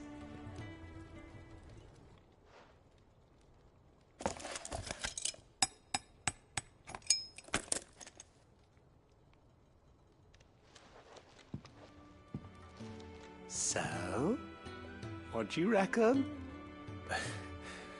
It's actually quite ingenious. Thank you, Owain. Shh, don't mention it. You earned it. And I wanted to get some practice in using that metal anyway. Reckon we'll have all kinds of uses for it around the hideaway. Can't think of any right now, but that's our job, innit? Dreaming up new ways to make life easier around here. Maybe even out there, too. One day, the whole world's gonna know about the inventions you've helped us put together. That bag of yours will be the first of many. You mark my words. They'll hardly believe their eyes, I'm sure.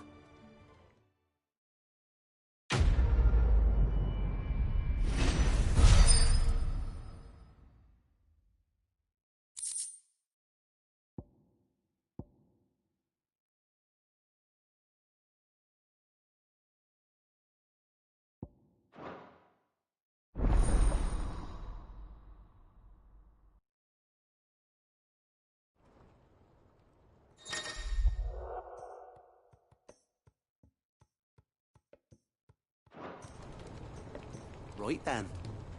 Let's get back to work. These world-changing inventions ain't gonna invent themselves.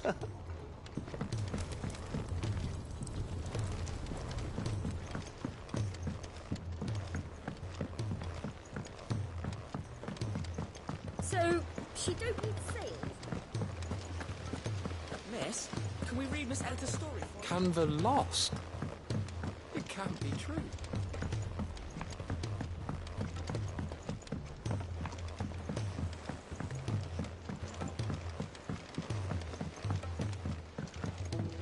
tried Molly's lemon tarts?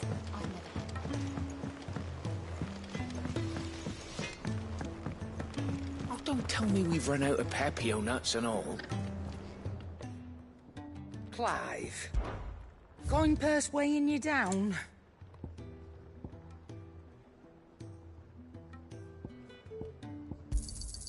It'd better all be here. You're rubbing me blind, you know.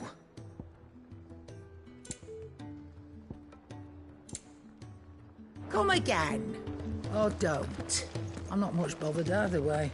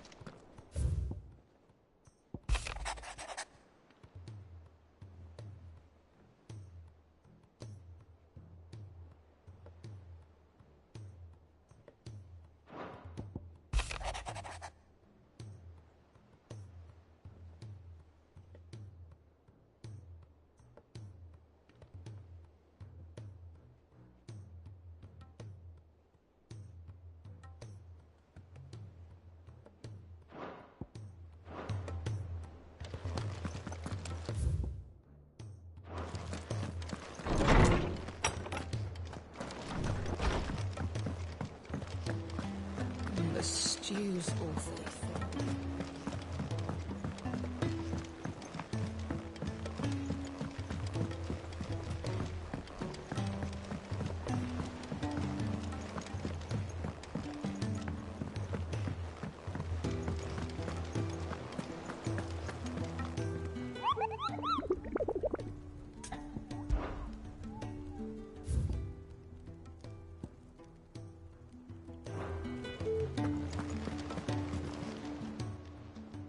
Welcome to the Patron's Whisper.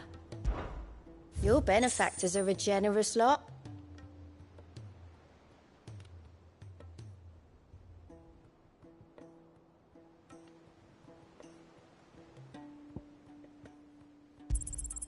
Here you are. Best of luck out there, Sid.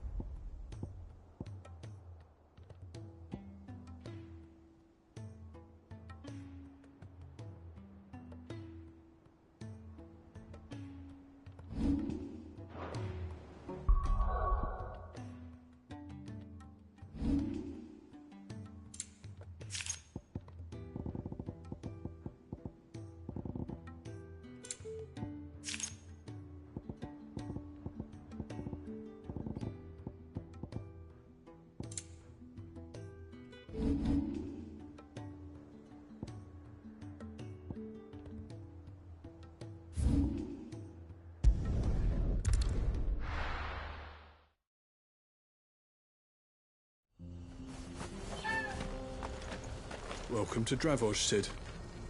Our gate's always open for you and yours.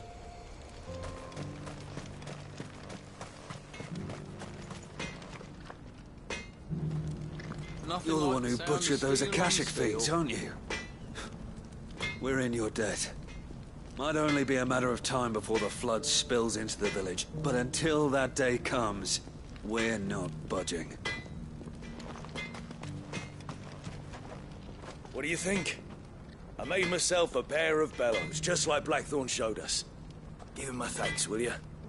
These things have stoked a fire under our asses just when our spark was about to go out.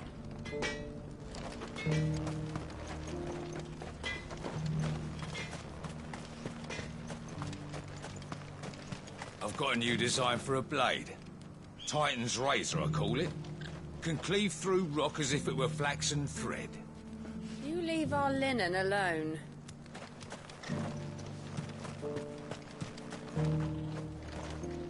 It's good to see the men back at work. Aye, and roast chocobo on our plates again.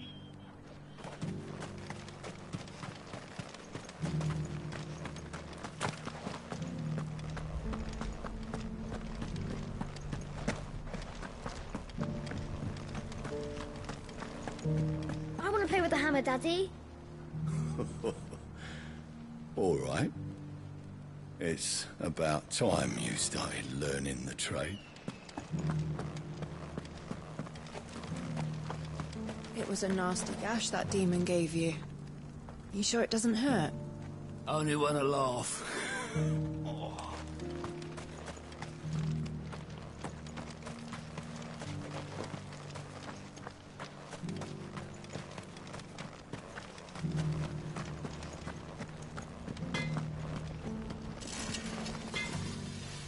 Sid, come.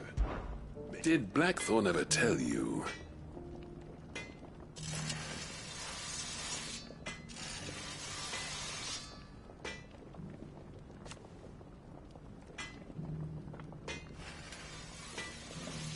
I still remember.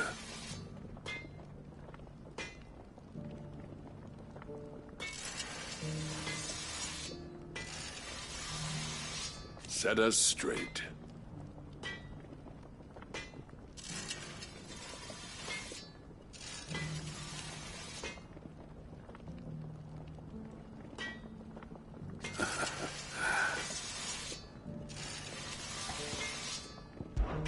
There was a time.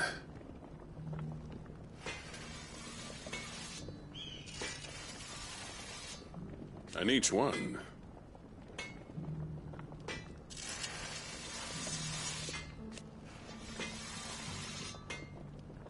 but then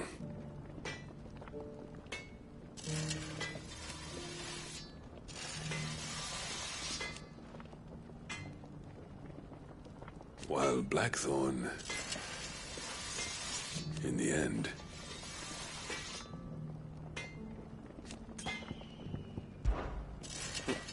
don't ask me.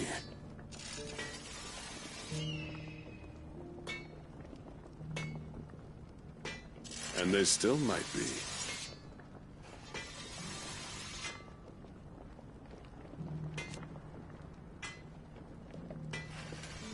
And should those Akashic come calling again,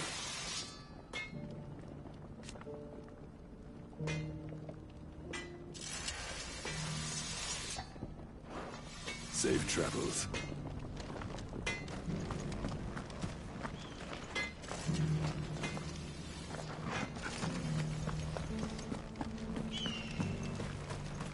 It was a nasty gash that demon gave you.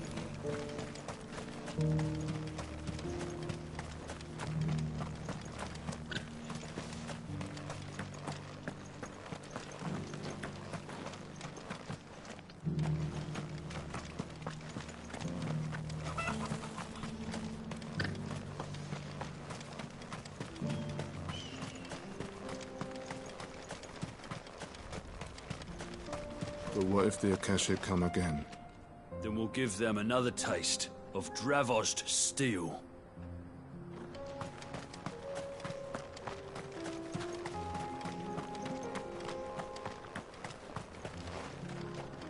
Here. You don't reckon we could get this old smelter back in working order, do you? Easily. Sling that crystal, drill a hole in the side for a set of bellows, and we'll be away.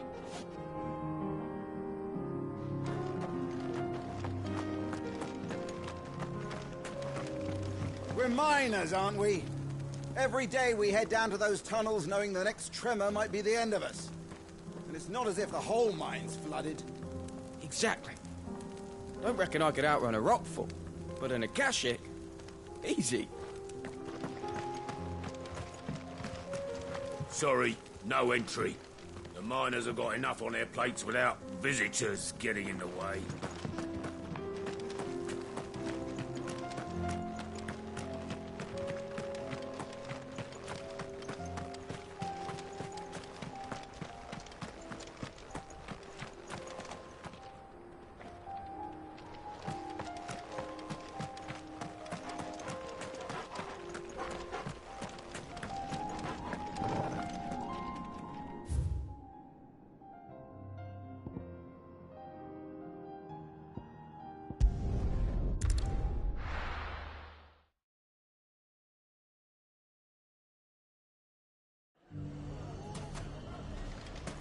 Everything's back the way it was.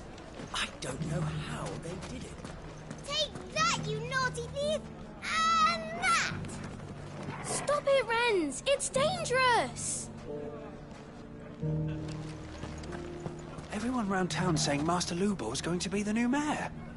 Well, there's no doubting he's the best man for the job. But you'd think he had enough on his plate already.